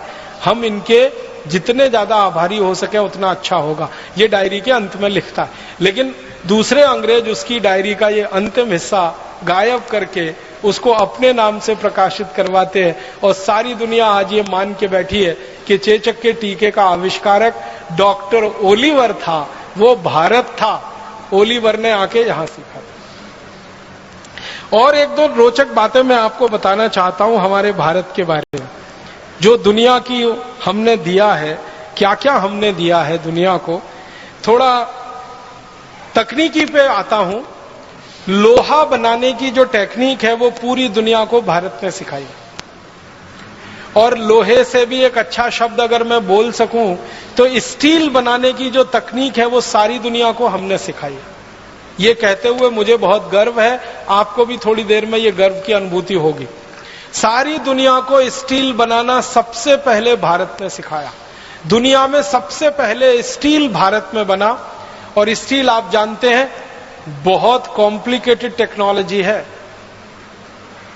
आज अगर आप स्टील बनाने की किसी भी फैक्ट्री को देखने जाएं और उस टेक्नोलॉजी को समझने की कोशिश करेंगे तो आपको समझ में आएगा कि कच्चे लोहे से, लोहे के अयस्क से, आयरन ओर से स्टील बनाना आसान काम नहीं, बहुत मुश्किल काम है। और वो टेक्नोलॉजी इस देश में बहुत साल पहले विकसित हुई है। एक अंग्रेज आया हमारे देश में जिसने सर्वेक्षण किया 1795 में। उस अंग्रेज के सर्वेक्षण के कुछ वाक्य सुनाता हूं आपको। अंग्रेजी में उसने लिखा, मैं आपको हिंदी में सुना रहा। वो कहता है कि भारत में स्टील बनाने का काम पिछले 1500 साल से हो रहा है। 1795 माने 1800 मान लो, और 1800 से 1500 साल घटा दो तो तीसरी शताब्दी से ईसा के जन्म के 300 साल के बाद क्या समय निकलता है। तीसरी शताब्दी से इस देश में स्टील बनाने का काम हो रहा है। वो कहता है कि मैंने जो सर्वेक्षण भारत में किया है, भारत का पश्चिमी इलाका, पश्चिमी भारत आप जानते हैं, ये महाराष्ट्र, ये गुजरात और थोड़ा मध्य प्रदेश का इलाका, और वो कहता है भारत का पूर्वी इलाका, बंगाल है, आसाम है, उड़ीसा है, झारखंड उसमें आता है, और थोड़ा सा दक्षिणी इलाका, 3 इलाके की बात कर रहा है। तो इन 3 इलाकों में मैं घूमा हूं और अब तक मैंने भारत में स्टील बनाने के 15,000 छोटे फैक्ट्री चलते देखे। अपनी आंखों की वर्णन कर रहा है वो, कह रहा अब तक मैं घूमा हूं इतने इलाके में 15,000 छोटी फैक्ट्रियां, स्मॉल स्केल फैक्ट्रीज उसने लिखा है। 15,000 छोटी फैक्ट्रियां स्टील बनाने की भारत में चल रही हैं 1795। और वो कहता है कि हर फैक्ट्री में एक दिन में 500 किलो तक स्टील आराम से बनता है। और वो कहता है कि हर एक फैक्ट्री 24 घंटे चलती है और उसमें मजदूरों की 3 पालियां हैं, 8-8 घंटे की 3 पाली में काम होता है, 24 घंटे फैक्ट्री चलती है। और ये फैक्ट्री को जो सबसे महत्वपूर्ण उपकरण लगता है वो लोहा गलाने वाली भट्टी है, जिसको आज हम अंग्रेजी में कहते हैं ना ब्लास्ट फर्नेस। कच्चा लोहा है, वो ब्लास्ट फर्नेस में डाला जाता है, फिर ब्लास्ट फर्नेस में तापमान बढ़ाया जाता है। 1500 डिग्री सेंटीग्रेड, 1400 डिग्री सेंटीग्रेड जब तापमान पहुंचता है तब लोहा पानी की तरह से उबलता है, फिर उसको निकाला जाता है, फिर ठंडा किया जाता है, फिर उसमें निकिल क्रोमियम जैसी चीजें मिला के स्टील तैयार होता है। तो वो कह रहा है कि जो सबसे महत्वपूर्ण फैक्ट्री का उपकरण है वो है भट्टी, ब्लास्ट फर्नेस। और वो कहता है कि मैंने हिसाब निकाला है कि भारत में स्टील बनाने वाली किसी भी फैक्ट्री की जो ब्लास्ट फर्नेस है उसको बनाने का खर्चा सिर्फ 15 रुपए आता है। और ये 15 रुपए का आंकड़ा है 1795 का। आज के हिसाब से अगर आप इस आंकड़े को समझने की कोशिश करेंगे तो 300 का गुणा कर दीजिए, तो 15 में 300 का गुणा कर दीजिए तो 15 × 45, माने 4,500 रुपए में ब्लास्ट फर्नेस बनके तैयार हो जाती है। फिर वो कह रहा है कि एक ब्लास्ट फर्नेस एक दिन में आराम से 1 टन लोहा बना लेती है, स्टील बना लेती है। और वो कहता है कि 1 टन स्टील बनाने में भारत के जो कारीगर हैं उनका खर्चा मात्र 80 रुपए आता है। 1 टन का माने हो गया 1000 किलोग्राम। 1000 किलोग्राम स्टील बनाने का खर्चा 80 रुपए। तो आप जरा कल्पना करिए 1 किलो स्टील बनाने का खर्चा 80 पैसे। और आपको मालूम है इस समय 1 किलो स्टील कितने में बनता है? 40 रुपए। 1795 में हम भारतीय तकनीक से स्टील बनाते थे तो 1 किलो स्टील बनाने का खर्चा 80 पैसे आता था। अब यूरोप के देशों की नकल करी हुई तकनीक से हम स्टील बनाते हैं और 1 किलो स्टील बनाने का खर्चा आता है 40 रुपए। आप बताओ टेक्नोलॉजी वो सुपर्ब थी या आज की सुपर्ब? और आगे लिखता है वो कि हमारे देश में ये स्टील बनने में जो छोटी फैक्ट्रियां हैं वो 10 घंटे लगाती हैं और 10 घंटे में स्टील बनके तैयार हो जाता है। और वो कहता है कि सभी 15,000 जो स्टील बनाने की फैक्ट्रियां हैं इनमें एक दिन में 7,500 मीट्रिक टन लोहा बनता है और एक साल में लगभग 27.5 लाख मीट्रिक टन लोहा तैयार होता है, माने स्टील तैयार होता है। और इस स्टील की सरिया बनती है और ये सरिया भारत से यूरोप में बिकने के लिए जाती है और भारत का स्टील यूरोप के बाजारों में प्रीमियम प्राइस पर बिकता है, माने सबसे महंगी कीमत पर बिकता है, क्योंकि भारत के स्टील की तुलना में दुनिया का कोई स्टील ठहरता नहीं। और अंत में वो लिख रहा है अपनी डायरी में कि भारत का स्टील यूरोप के बाजारों में जब बिकता है तो भारत के व्यापारी उस स्टील के बदले में अगर सोने की मांग करें तो भी व्यापारी सोना देने को तैयार होते हैं, क्योंकि उस क्वालिटी का स्टील दुनिया में कोई नहीं बना सकता। और वो कई बातें कह रहा है। एक बात कह रहा है कि भारत के स्टील को प्रीमियम प्राइस क्यों मिल रहा है दुनिया के बाजार में, तो कहता है कि भारत का स्टील ऐसा अद्भुत है जिसमें जंग नहीं लगता। और आप जानते हैं भारत में इस तरह का स्टील बनाने की हजारों साल से परंपरा है जिसमें जंग नहीं लगता। आप जाइए, मेहरौली नाम का एक गांव है दिल्ली में, उसे देखकर आइए।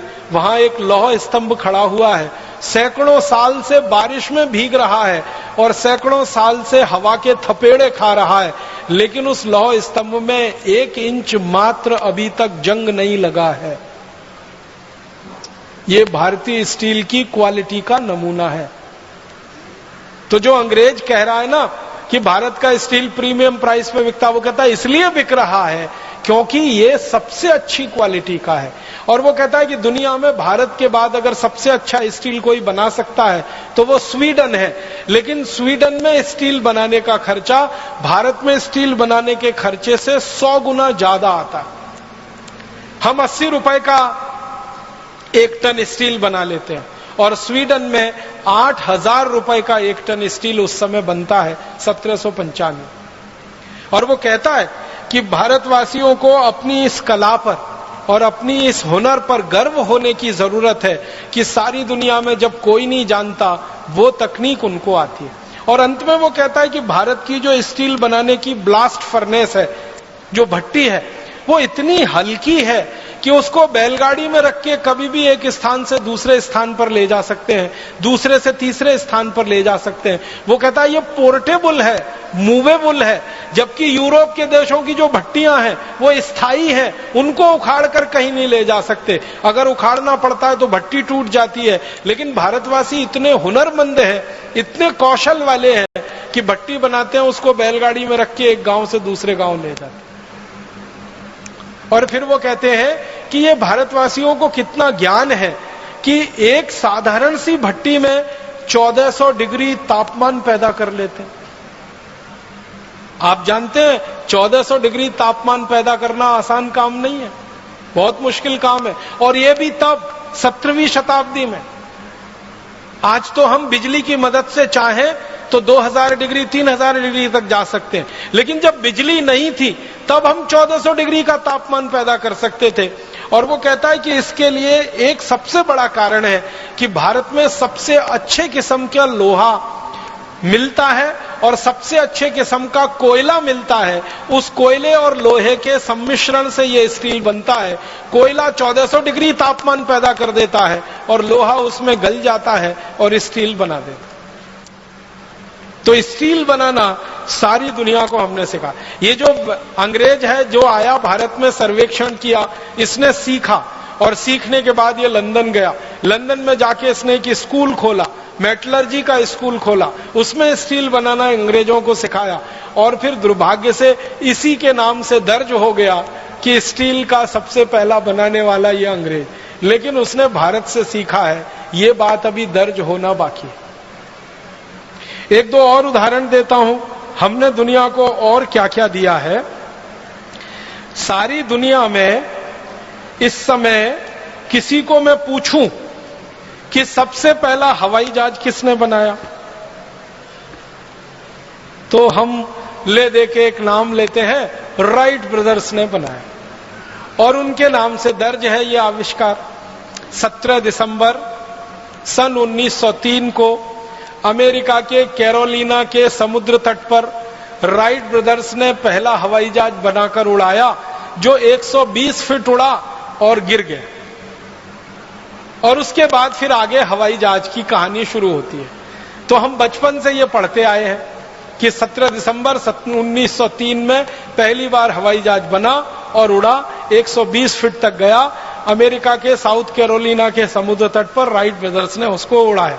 लेकिन अभी दस्तावेज मिले हैं और वो ये बताते हैं कि 1903 से कई साल पहले सन 1895 में हमारे देश के एक बहुत बड़े विमान वैज्ञानिक ने हवाई जहाज बनाया और मुंबई की चौपाटी के समुद्र तट पर उड़ाया और वो 1500 फीट ऊपर उड़ा और उसके बाद नीचे गिरा। जिस भारतीय वैज्ञानिक ने यह करामात की उनका नाम था शिवकर बापूजी तलपदे मराठी व्यक्ति थे। अगर आप मुंबई से परिचित हो तो मुंबई में एक छोटा सा इलाका है, उसको चीरा बाजार कहते हैं। वहां उनका जन्म हुआ और पढ़ाई लिखाई की। एक गुरु के सानिध्य में रह के संस्कृत शास्त्रों का अध्ययन किया। अध्ययन करते समय उनकी रुचि पैदा हो गई और हमारे देश में विमान शास्त्र के जो सबसे बड़े वैज्ञानिक माने जाते हैं वो महर्षि भरद्वाज है। महर्षि भरद्वाज ने विमान शास्त्र की सबसे पहली पुस्तक लिखी है। उस पुस्तक के आधार पर फिर सैकड़ों पुस्तकें लिखी गई विमान शास्त्र की। सबसे पहली पुस्तक महर्षि भरद्वाज की है विमान शास्त्र की। और भारत में वो जो पुस्तक उपलब्ध है, सबसे पुरानी पुस्तक वो 1500 साल पुरानी है। महर्षि भरद्वाज तो उसके भी बहुत साल पहले हुए। तो महर्षि भरद्वाज ने विमान शास्त्र पे सबसे ज्यादा शोध किया। ये जो शिवकर बापूजी तलपदे थे, इनके हाथ में महर्षि भरद्वाज की वो पुस्तक लग गई, विमान शास्त्र। उस पुस्तक को आद्योपांत उन्होंने पढ़ा। उस पुस्तक के बारे में उन्होंने कुछ रोचक बातें कही हैं। एक बात उन्होंने कही कि इस पुस्तक के 8 अध्यायों में विमान बनाने की तकनीकी का ही वर्णन है। 8 अध्याय। और वो कहते हैं कि 8 अध्याय में 100 खंड हैं जिनमें विमान बनाने की टेक्नोलॉजी का विस्तार से वर्णन है। फिर आगे कहते हैं कि महर्षि भरद्वाज ने अपनी पूरी पुस्तक में विमान बनाने के 500 सिद्धांत लिखे। आप इस बात को जरा फिर से सुनिएगा। एक सिद्धांत पर पूरा विमान बन जाता है। ध्यान दीजिएगा, एक सिद्धांत होता है, एक प्रिंसिपल होता है, उस पे इंजन बन जाता है और विमान बन जाता है। ऐसे 500 सिद्धांत लिखे हैं महर्षि भरद्वाज ने। माने 500 तरह के विमान बनाए जा सकते हैं हर एक सिद्धांत पर। और उस पुस्तक के बारे में तलपदे जी लिखते हैं कि ये 500 सिद्धांतों के 3000 श्लोक हैं। विमान शास्त्र में 3000 श्लोक हैं। और वो कहते हैं, आप जानते हैं ये जो टेक्नोलॉजी होती है, ये जो तकनीकी होती है, उसका एक प्रोसेस होता है, एक प्रक्रिया होती है। और हर एक तकनीकी की एक विशेष प्रक्रिया होती है। तो महर्षि भरद्वाज ने 32 प्रक्रियाओं का वर्णन किया है। 32 तरह से 500 किस्म के विमान बनाए जा सकते हैं। इस बात को जरा समझिएगा, मुझे देर में समझ में आई। 32 तरीके हैं 500 तरह के विमान बनाने के। माने एक विमान बनाने के 32 तरीके, 2 विमान बनाने के 32 तरीके, 500 विमान बनाने के 32 तरीके उस पुस्तक में है विमान शास्त्र। 3000 श्लोक है, 100 खंड है और 8 अध्याय है। कितना बड़ा ग्रंथ है ये।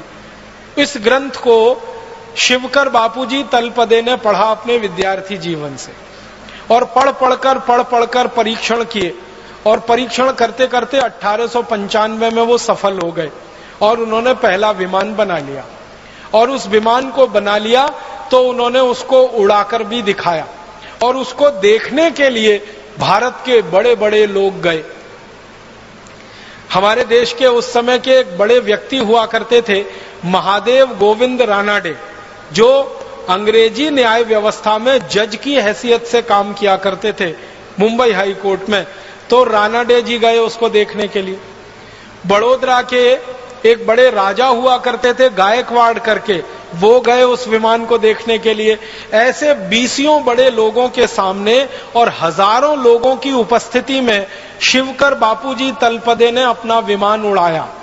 और हैरानी की बात यह थी कि उस विमान को उन्होंने उड़ाया, उसमें खुद नहीं बैठे, बिना चालक के उड़ा दिया उसको।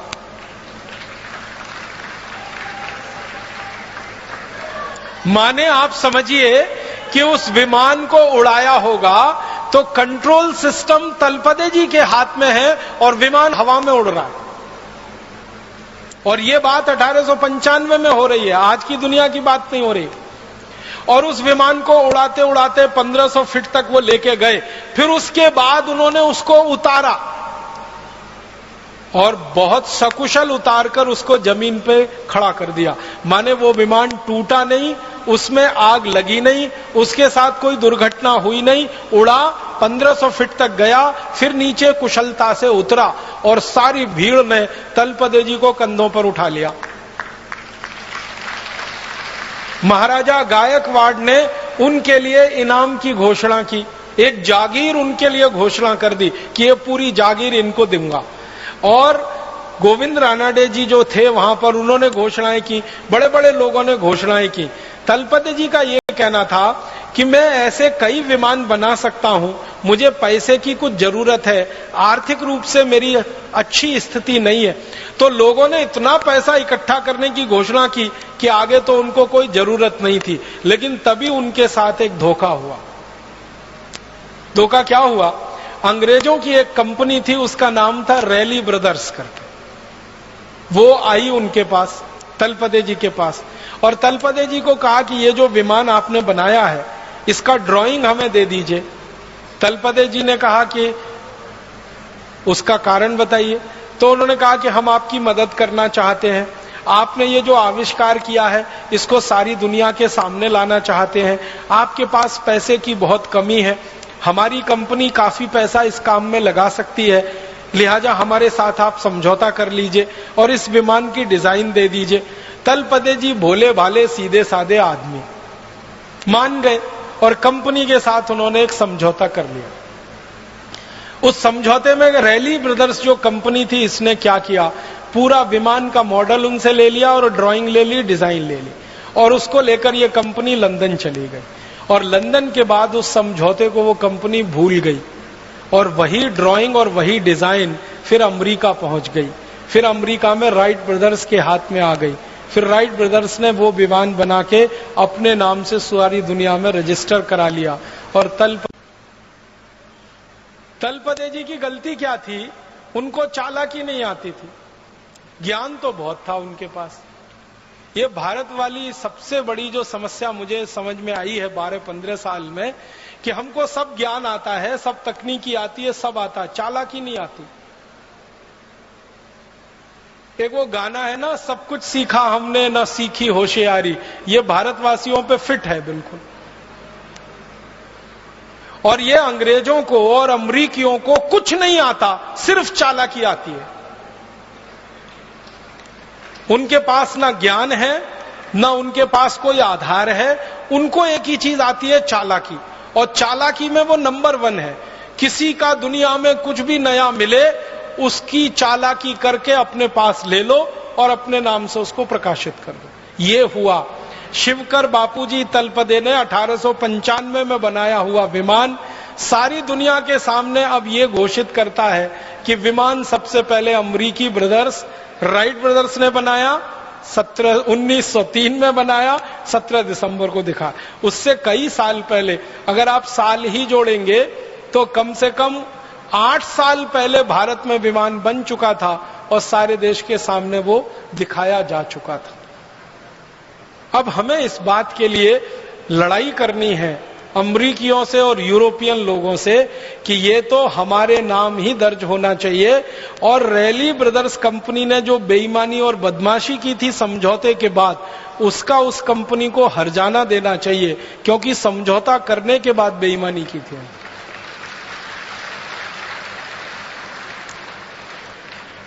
हम भारतवासी कुछ इसी तरह की चीजों में पीछे रह गए, वरना हम दुनिया में आज अगर थोड़ी चालाकी हमने सीखी होती, थोड़ी होशियारी हमको आ रही होती, तो ये विमान बनाने का श्रेय तलपदे जी के नाम ही रहता। ये रैली ब्रदर्स की चोरी और फिर राइट ब्रदर्स तक उसका पहुंचना, ये नहीं हो पाता। और बाद में तलपदे जी मृत्यु हो गई और उनकी मृत्यु के बाद सारी कहानी खत्म हो गई। उनकी तो मृत्यु के बारे में भी शंका है, उनकी हत्या की गई और दर्ज कर दिया गया कि उनकी मृत्यु हो गई। और ऐसे व्यक्ति की हत्या करना बहुत स्वाभाविक है जिसके नाम दुनिया में इतना बड़ा आविष्कार होने की संभावना हो, बहुत स्वाभाविक है। तो अगर हम फिर से वो पुराने दस्तावेज ढूंढें, खोलें और फाइल को फिर से देखें तो पता चल जाएगा और दूध का दूध, पानी का पानी, सारा सच दुनिया के सामने आ जाए। हम चाहते हैं कि भारत स्वाभिमान इस काम को अपने हाथ में ले और तलपदे जी की हत्या की जांच हो फिर से, और उनके द्वारा किए गए आविष्कार को सारी दुनिया में मान्यता मिले कि राइट ब्रदर से 8 साल पहले किसी भारतवासी ने विमान बनाया और सारी दुनिया में उड़ाया उसे। और एक दो छोटी बातें बताता हूं हमने जो दुनिया को दी है। मैं थोड़ा खगोल शास्त्र के विषय में आपसे बात करना चाहता हूं। हम खगोल शास्त्र के बारे में कोई भी ज्ञान, जैसे सौर मंडल है, सूरज है, पृथ्वी है, सूर्य के बहुत सारे ग्रह हैं, ग्रहों के बहुत सारे उपग्रह हैं, इन सब के बारे में जो भी ज्ञान पाते हैं या हमने जो पढ़ा है बचपन से, तो दो ही नाम हम जानते हैं, एक तो कोपरनिकस और दूसरा गैलीलियो। पृथ्वी है, सूर्य है, पृथ्वी और सूर्य के बीच में कोई दूरी है, पृथ्वी और सूर्य के बीच में कोई आकर्षण है, पृथ्वी और सूर्य के अलावा दूसरे ग्रहों के आपस के कोई आकर्षण है, ये सारा ज्ञान हम दो ही लोगों के नाम से पढ़ते हैं। आपको याद होगा, एक तो कोपरनिकस, दूसरा गैलीलियो। कोपरनिकस के ज्ञान के आधार पर हम पढ़ते हैं पृथ्वी सूर्य के चारों तरफ चक्कर लगाती है, पृथ्वी अपनी धुरी पर भी घूमती है, सूर्य के चारों तरफ भी घूमती है। अपनी धुरी पर घूमने से ये होता है, सूर्य के चारों तरफ घूमने से ये होता है। ये सब बचपन से हम पढ़ते आए कोपरनिकस के नाम से या तो गैलीलियो के नाम से। अभी पता चल रहा है वो ये कि कोपरनिकस और गैलीलियो तो पैदा भी नहीं हुए थे, उसके हजारों साल पहले ये ज्ञान और ये सूत्र और ये सिद्धांत भारत के सामने प्रस्तुत किए थे एक महान व्यक्ति, उनका नाम था महर्षि आर्यभट्ट। उन्होंने सबसे पहले दुनिया को बताया कि ये सौर मंडल में सूरज स्थित है और स्थिर है, पृथ्वी जो है स्थिर नहीं है, वो घूम रही है सूरज के चारों तरफ और वो अपने अक्ष पर भी घूम रही है। ये सबसे पहले महर्षि आर्यभट्ट ने सारी दुनिया को बताया।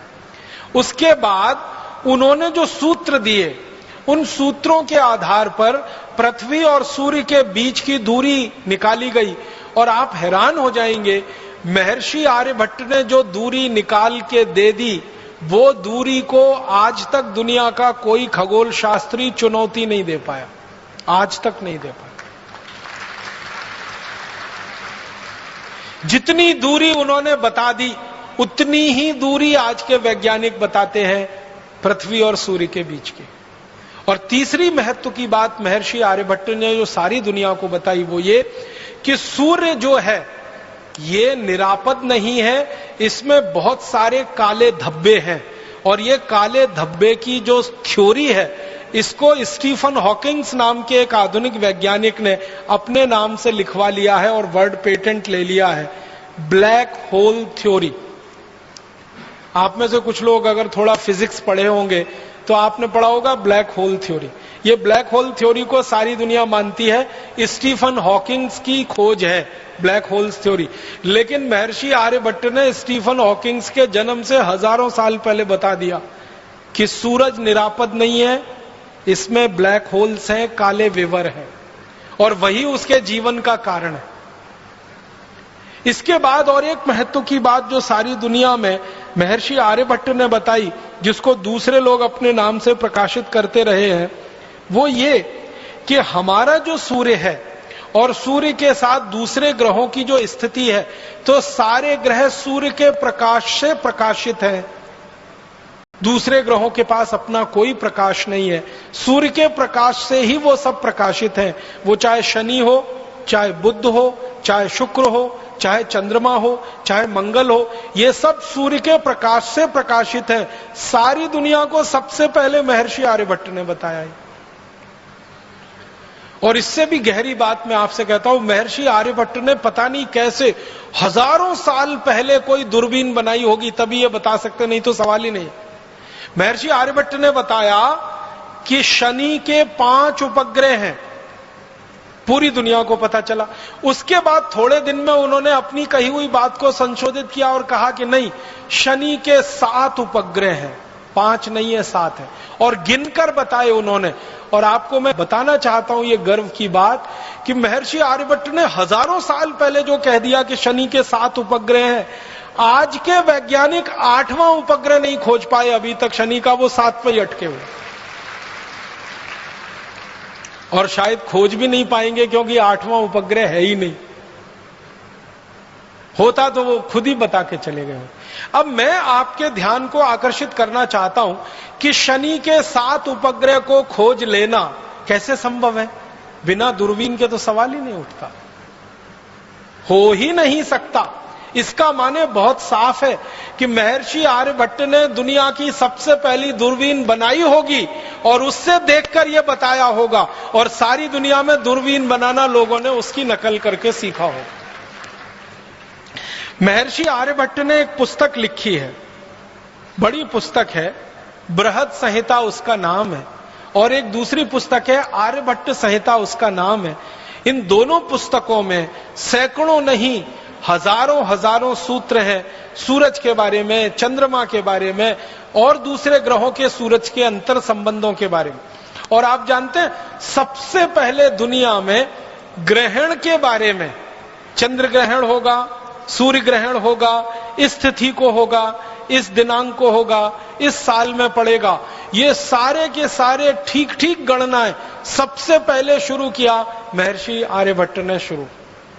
महर्षि आर्यभट्ट की शुरू की गई गणनाएं चंद्र ग्रहण की, सूर्य ग्रहण की, हजारों साल बिल्कुल सच साबित हुई है, और उसके आधार पर पंचांग विकसित हुआ।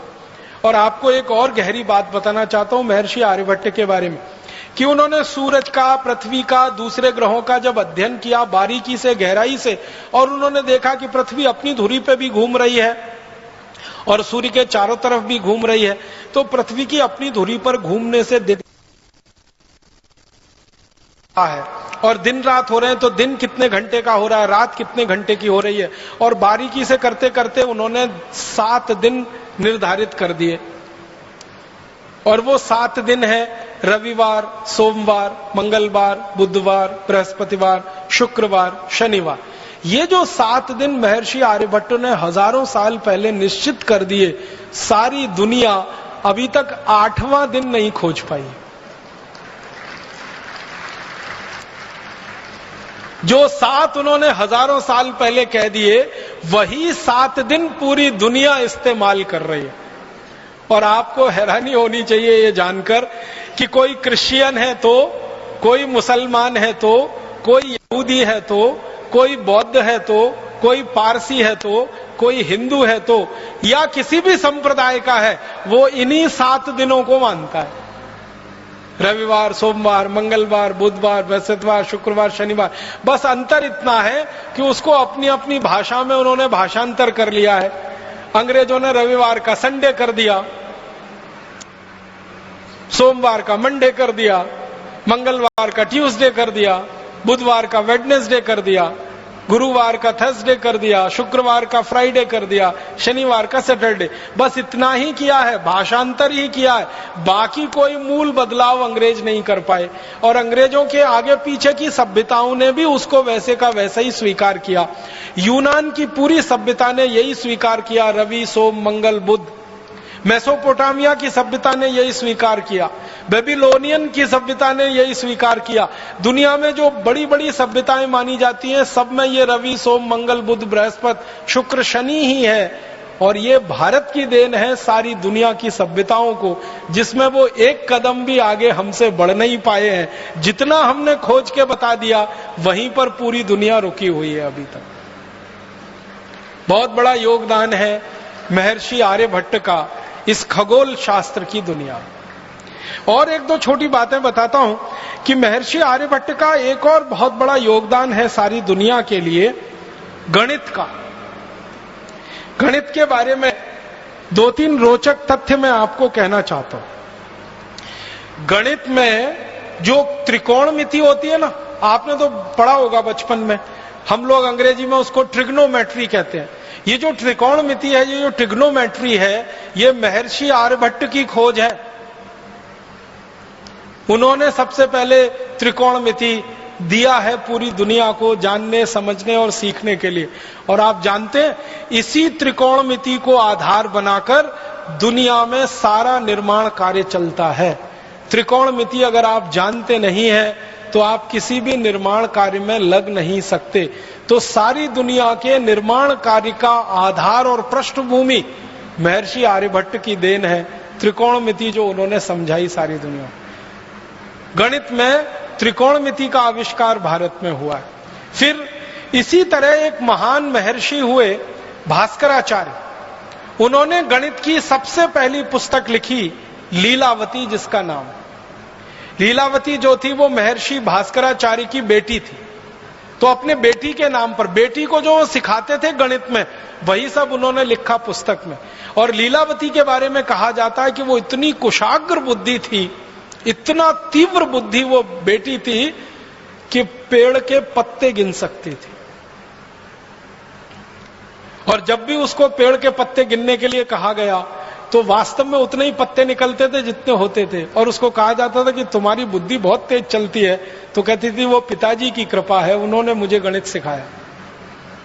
पेड़ के पत्ते गिन लेना कोई आसान काम नहीं है, ये कुछ ऐसा ही काम है कि आसमान में तारे गिन लेना। और लीलावती इसमें सिद्धहस्त थी। उस लीलावती के नाम से पुस्तक प्रकाशित हुई, महर्षि भास्कराचार्य की गणित की पहली पुस्तक।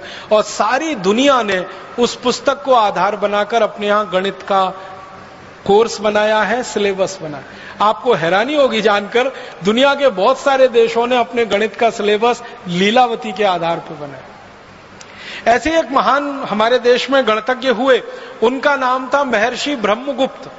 इन्होंने सारी दुनिया को सबसे पहले सिखाया जोड़ना, घटाना, गुणा करना और भाग करना। ये अंक गणित का जो 4 हिस्सा है, जोड़, घटाना, भाग और गुणा, ये सबसे पहले महर्षि ब्रह्मगुप्त ने पूरी दुनिया को सिखाया। और इसके लिए उन्होंने शास्त्र निर्माण किया। और महर्षि ब्रह्मगुप्त के ही नाम ये खोज है कि वर्ग करना और वर्गमूल करना, घन करना, घनमूल करना, ये भी उन्होंने सबसे पहले सूत्र दिया दुनिया को सीखने के लिए। और जो बीज गणित हम पढ़ते हैं, जिसको हम आजकल एलजबरा कहने लगे हैं, ये एलजबरा पूरा का पूरा महर्षि ब्रह्मगुप्त की देन है। हमारा आज का एलजबरा और उसका सिलेबस महर्षि ब्रह्मगुप्त के लिखे हुए पुस्तकों पर आधारित है सारा का सारा। इसी तरह से एक प्रमेय होती है, एक थ्योरम है, वो हम लोग पढ़ते हैं बचपन में, 9वीं 10वीं कक्षा से लेके 12वीं तक हम उसका इस्तेमाल करते हैं। वो थ्योरम को पाइथागोरस थ्योरम कहते हैं। पाइथागोरस का जन्म हुआ ईसा से 8 शताब्दी पहले। और ईसा के 15वीं शताब्दी पहले के भारत के गुरुकुलों के रिकॉर्ड्स बताते हैं कि पाइथागोरस हमारे यहां था। हम उसको बोधायन प्रमेय के रूप में पढ़ते थे। बोधायन एक महर्षि हुए, उनके नाम से वो प्रमेय पढ़ाई जाती थी भारत में ईसा के जन्म के 15 शताब्दी पहले। माने आज से लगभग 3500 साल पहले वो प्रमेय भारत में पढ़ाई जाती थी बोधायन प्रमेय के नाम से। और वो प्रमेय क्या है? कर्ण का वर्ग बराबर लंब का वर्ग धन आधार का वर्ग, हिंदी में कहते हैं ना, हाइपोटेन्यूज का स्क्वायर परपेंडिकुलर और बेस के स्क्वायर के एडिशन के बराबर। तो कर्ण का वर्ग बराबर लंब का वर्ग धन आधार का वर्ग, ये जो हम पढ़ते हैं, ये सबसे पहले बोधायन महर्षि की देन है, जिसके आधार पर सारी दुनिया ने सीखा। पाइथागोरस ने बेईमानी करके और चालाकी करके इसको अपने नाम से प्रकाशित करवा लिया, और वो आज तक सारी दुनिया इसी भ्रम में जी रही। इसी तरह से मैथमेटिक्स में, मॉडर्न मैथमेटिक्स में एक थ्योरम इस्तेमाल होती है, बाइनोमियल थ्योरम। अगर थोड़ा गणित आपने उच्च स्तर का पढ़ा होगा तो आपको तुरंत ये नाम ध्यान में आएगा। बाइनोमियल थ्योरम जो द्विपद प्रमेय है, वो सारी दुनिया को सबसे पहले भारत ने दी। और ये बाइनोमियल थ्योरम भी महर्षि आर्यभट्ट की देन है सारी दुनिया।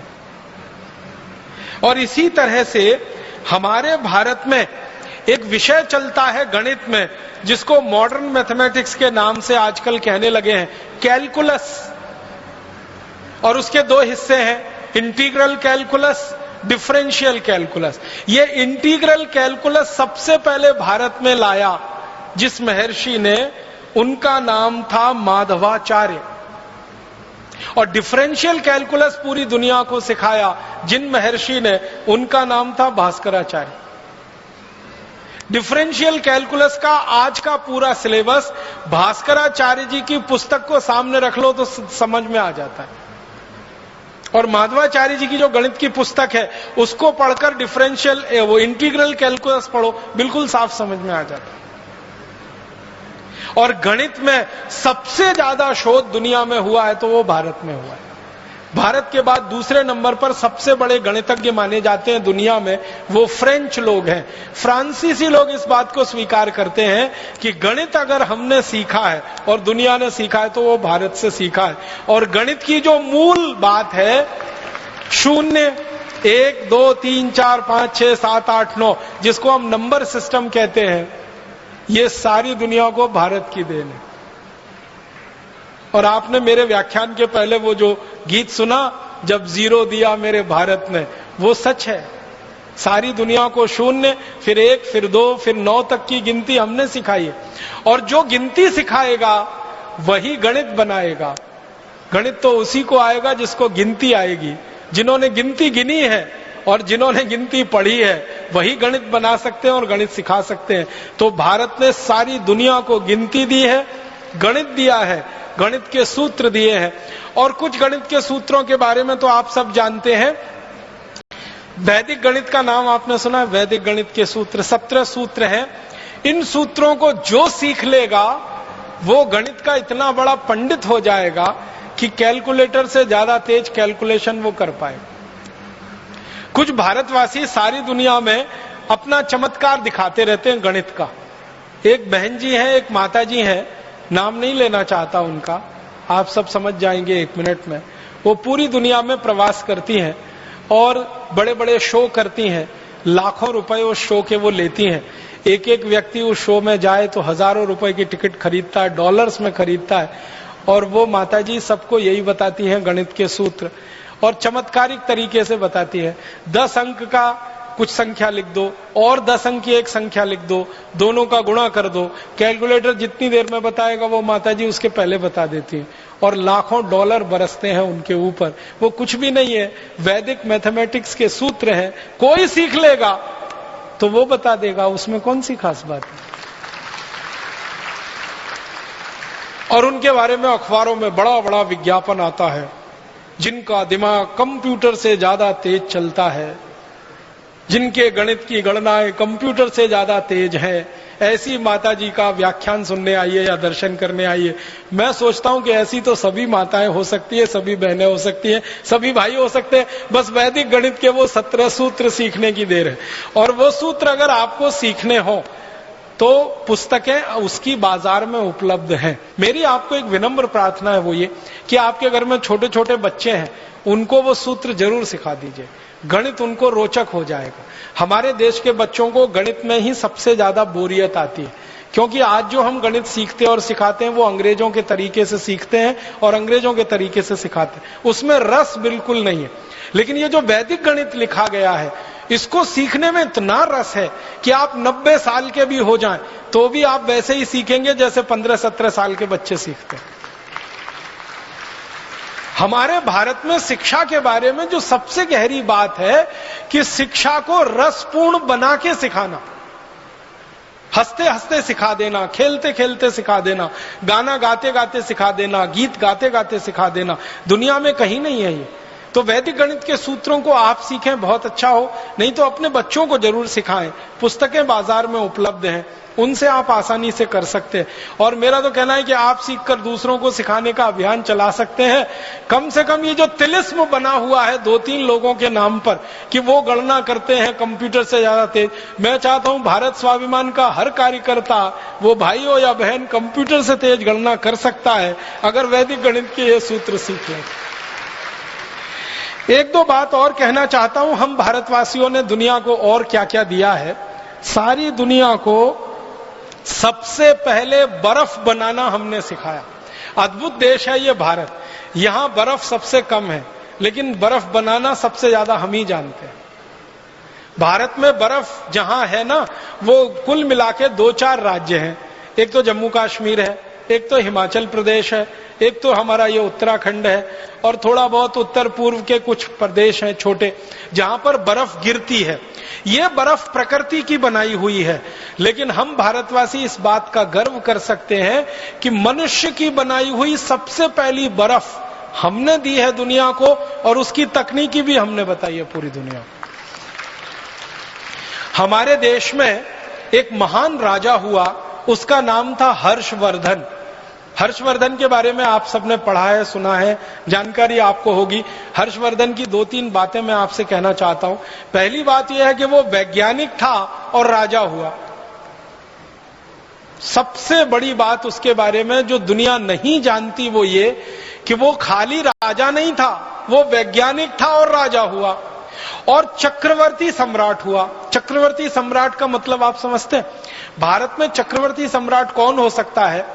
जो एक गांव का राजा होता है उसको हमारे देश में कहा जाता है सरपंच। जो 10 गांव का राजा होता है उसको कहा जाता है नायक। जो 100 गांव का राजा होता है उसको कहते हैं सामंत। जो 1000 गांव का राजा होता है उसको कहते हैं राजा। फिर 10,000 गांव का जो हो जाए राजा वो महाराजा। फिर 1 लाख गांव का जो हो जाए वो सम्राट, और 7 लाख गांव का जो राजा हो वो चक्रवर्ती सम्राट। और भारत में लगभग 7 लाख ही गांव रहे, तो हर्षवर्धन चक्रवर्ती सम्राट था, माने पूरे भारत का राजा था। एक बात, वैज्ञानिक था। दूसरी बात, और विज्ञान की किस भाषा में उसको दक्षता थी? केमिस्ट्री में, रसायन शास्त्र का बहुत बड़ा ज्ञाता था वो। केमिस्ट्री उसको बहुत आती। जब वो राजा बना, उसकी बेटी बीमार हो गई और उसको बहुत तेज बुखार आया, तो पहली बार उसने अपनी बेटी का बुखार उतारने के लिए बर्फ बनवाई और उसका इस्तेमाल किया। हर्ष चरित्रम करके एक पुस्तक लिखी गई हर्षवर्धन के बारे में, और हर्ष चरित्रम में इसका विस्तार से वर्णन है कि राजा हर्षवर्धन अपनी बेटी का बुखार ठीक करने के लिए बर्फ का इस्तेमाल कर रहा है, और वो बर्फ बनाने की पूरी तकनीकी है। और राजा हर्षवर्धन का जो समय है ना, वो 6वीं शताब्दी का है, माने आज से लगभग 1500 साल पहले, 1400 साढ़े 1400 साल पहले। अंग्रेजों के यहां बर्फ पड़ती है, अमरीकियों के यहां बर्फ पड़ती है, फ्रांस में बर्फ पड़ती है, जर्मनी में बर्फ पड़ती है, लेकिन वो बर्फ बनाना 18वीं शताब्दी तक नहीं जानते थे। जिनके यहां बर्फ पड़ती है वो बर्फ बनाना नहीं जानते थे। बर्फ बनाने के लिए पानी को एक विशेष तापमान पर रखना पड़ता है और एक विशेष दबाव उसको देना पड़ता है। एटमॉस्फेरिक प्रेशर और टेम्परेचर दोनों को कंट्रोल करके ही बर्फ बन सकती है। बहुत जटिल प्रक्रिया है, आसान काम नहीं है ये, लेकिन हर्षवर्धन को ये मालूम था और उसने बर्फ बनाना और बनवाना अपने राज्य में शुरू किया था। उस समय से भारत में बर्फ बनाने की परंपरा है। बर्फ हमारे यहाँ भगवान के द्वारा बहुत कम दी गई है, लेकिन बनाना हमको दुनिया में सबसे पहले आया। अब हमको ये स्थापित कराना अभी बाकी है कि सबसे पहले बर्फ भारत में बनी। अंग्रेज लोग बताते हैं कि उन्होंने सबसे पहले बर्फ 18वीं शताब्दी में बनाई, हमने उनसे 1000 साल पहले बर्फ बनाई थी। सारी दुनिया को ये बर्फ बनाने की टेक्नोलॉजी हमने दी है। कागज बनाना पूरी दुनिया को भारत ने सिखाया। कागज बनाना सबसे पहले भारत में शुरू हुआ। हमारे भारत में एक घास होती है, उसको सन कहते हैं, और एक घास होती है उसको मूंज कहते हैं। गांव के लोग हैं उनको तो ये दोनों शब्द अच्छे से समझ में आएंगे। एक सन होती है और एक मूंज होती है। मूंज जो है ना बहुत तीखी होती है, उंगली को काट सकती है और खून निकाल सकती है। सन वाली घास जो होती है वो थोड़ी नरम होती है, उंगली को काटती वाटती नहीं। और भारत के हर गांव में इफरात में होती है और फोकट में होती है। पूर्वी भारत और मध्य भारत में तो हर गांव में होती है। बंगाल में, उत्तर प्रदेश में, बिहार में, झारखंड में, उड़ीसा में, आसाम में, कोई गांव नहीं जहां सन ना हो, मूंज ना हो। तो जिन इलाके में सन और मूंज सबसे ज्यादा होती रही है, इसी इलाके में सबसे पहले कागज बनना शुरू हुआ। वो सन की घास से और मूंज की घास से हमने सबसे पहले कागज बनाया, और सबसे पहला कागज बना के दुनिया को हमने दिया। और वो कागज बनाने की तकनीक आज से 2000 साल पुरानी। और चीन के जो दस्तावेज है, वहां से ये बात मुझे पता चली। चीनियों के दस्तावेजों में ये लिखा हुआ है कि उन्होंने जो कागज बनाना सीखा वो भारत से सीखा। तो उन्होंने जो कागज बनाना सीखा वो भारत से, यहां से सीखा, सन और मूंज की रस्सी से। इसी तरह से दुनिया में सबसे पहली बैटरी समझते हैं, ड्राई सेल, अंग्रेजी में कहूं तो शायद जल्दी समझ में आए, ड्राई सेल बैटरी सबसे पहले भारत में बनी। और ड्राई सेल बनाने की जो विधि है ना, जो आधुनिक विज्ञान ने भी स्वीकार कर रखी है, वो महर्षि अगस्त्य द्वारा दी गई विधि है। महर्षि अगस्त्य ने सबसे पहली ड्राई सेल बनाई थी, और उसका विस्तार से उनका वर्णन है अगस्त्य संहिता में। पूरा ड्राई सेल बनाने की टेक्नोलॉजी, पूरी तकनीक उन्होंने दी है, और हम में से कई लोगों ने उस तकनीक से बना के देखा है, और ड्राई सेल बनता है, और हजारों वर्ष पहले की वो तकनीक है। इसका माने क्या हुआ? जो देश के वैज्ञानिक और महर्षि ड्राई सेल बनाना जानते हो, वो विद्युत के बारे में भी जानते होंगे, इलेक्ट्रिसिटी के बारे में भी जानते होंगे, करंट के बारे में भी जानते होंगे, क्योंकि ड्राई सेल यही करता है। करंट के फ्लो के लिए ही हम उसका उपयोग करते हैं। ये अलग बात है कि वो डायरेक्ट करंट है, और आज की दुनिया में हम जो इस्तेमाल करते हैं वो अल्टरनेटिव करंट है। लेकिन डायरेक्ट करंट का सबसे पहले जानकारी दुनिया को हुई तो वो भारत में महर्षि अगस्त्य को ही है। इसी तरह से दुनिया में सबसे पहला सिक्का, कॉइन जिसको हम कहते हैं, वो भारत ने बनाया और सारी दुनिया को सिक्का बनाना सिखाया। ये जो सिंधु घाटी की सभ्यता का अगर आप इतिहास पढ़ेंगे तो आज से 3-3.5 साल पहले का इतिहास है। उसमें सिक्के बनाने का बहुत विस्तार से वर्णन है, और सिक्के की ढलाई करने के लिए बहुत सारी फैक्ट्रियों की जानकारी। इसी तरह से जस्ता बनाना, जिंक, सारी दुनिया को भारत ने सिखाया जिंक बनाना। हमसे पहले कोई नहीं जानता था कि जस्ता कैसे बनता है, जिंक कैसे बनता है। और 13वीं शताब्दी में भारत में एक पुस्तक लिखी गई, उसका नाम था रस रत्न समुच्चय। उस पुस्तक में जिंक बनाने का बहुत विस्तार से वर्णन। पारा बनाना सारी दुनिया को हमने सिखाया। मरकरी जो सबसे मुश्किल है, सबसे जटिल है, वो पारा बनाने का चरक संहिता में बहुत विस्तार से वर्णन है, और रस रत्न समुच्चय में भी बहुत विस्तार से वर्णन। और एक बहुत रोचक जानकारी, दुनिया में सबसे पहले बारूद बना वो भारत में, बस इस्तेमाल उसका हुआ फुलझड़ी चलाने में। ये रोचक बात है। हमने बारूद बनाया सबसे पहले, लेकिन उसका बम नहीं बनाया, उसकी फुलझड़ी बनाई। क्यों? मारना नहीं है ना, हम तो अहिंसा वाले लोग हैं ना।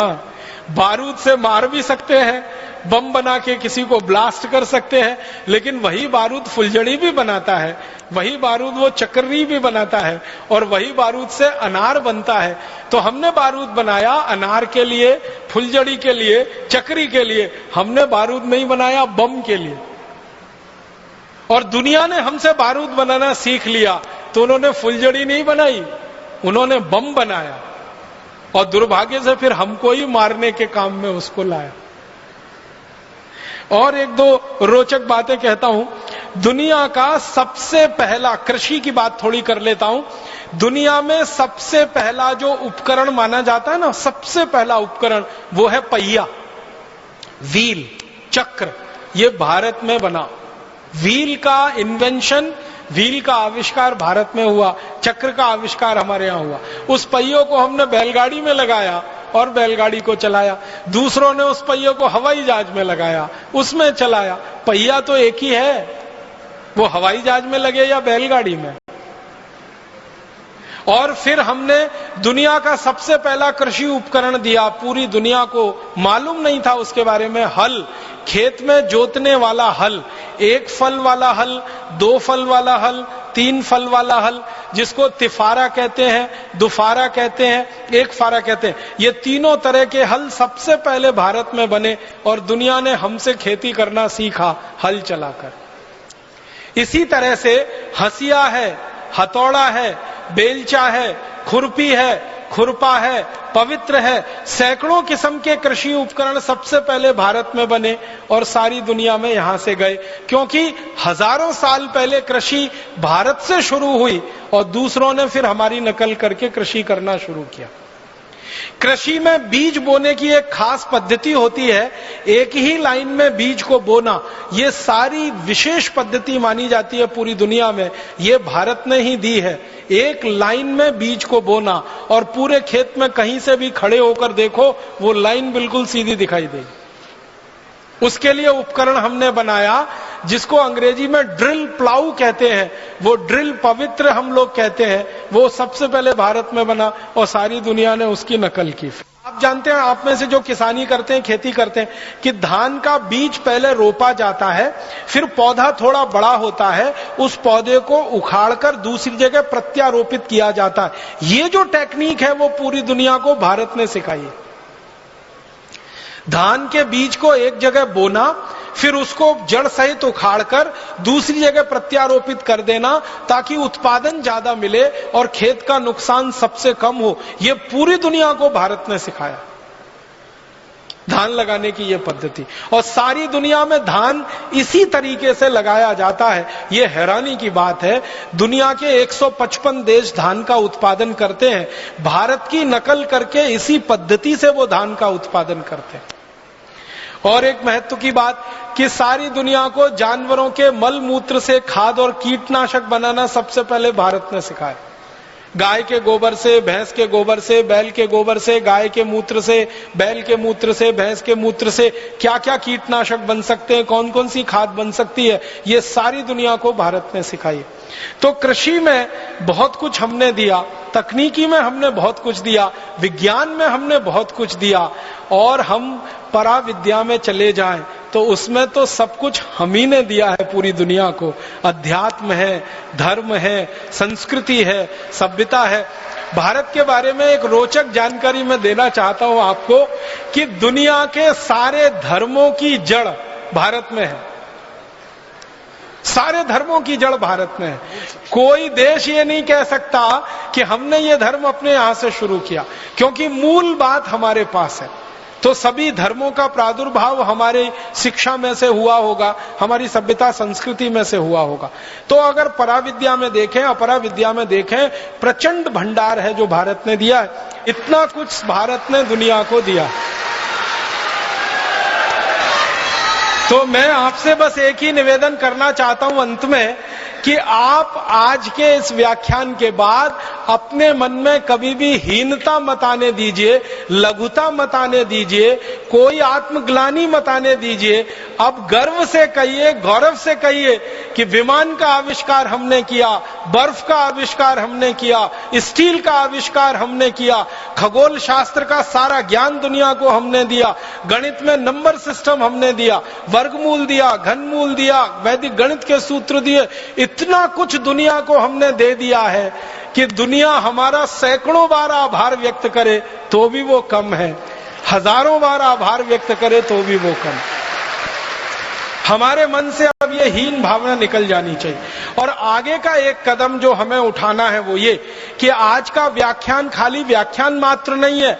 भारत स्वाभिमान की मदद से हमें एक बहुत बड़ा विश्वव्यापी अभियान चलाना है। अपनी खोज को, अपने इन्वेंशंस को दुनिया भर के सामने स्थापित करने के लिए और पुरानी की गई गलती को ठीक करने के लिए जो ऐतिहासिक रूप से भूल हो गई। आप सभी इस अभियान में लगेंगे, मेरा विश्वास है। अपने मन से हीन भावना निकालेंगे, दूसरों के मन से भी निकालने का प्रयास करेंगे। ईश्वर हमें जरूर मदद करेंगे।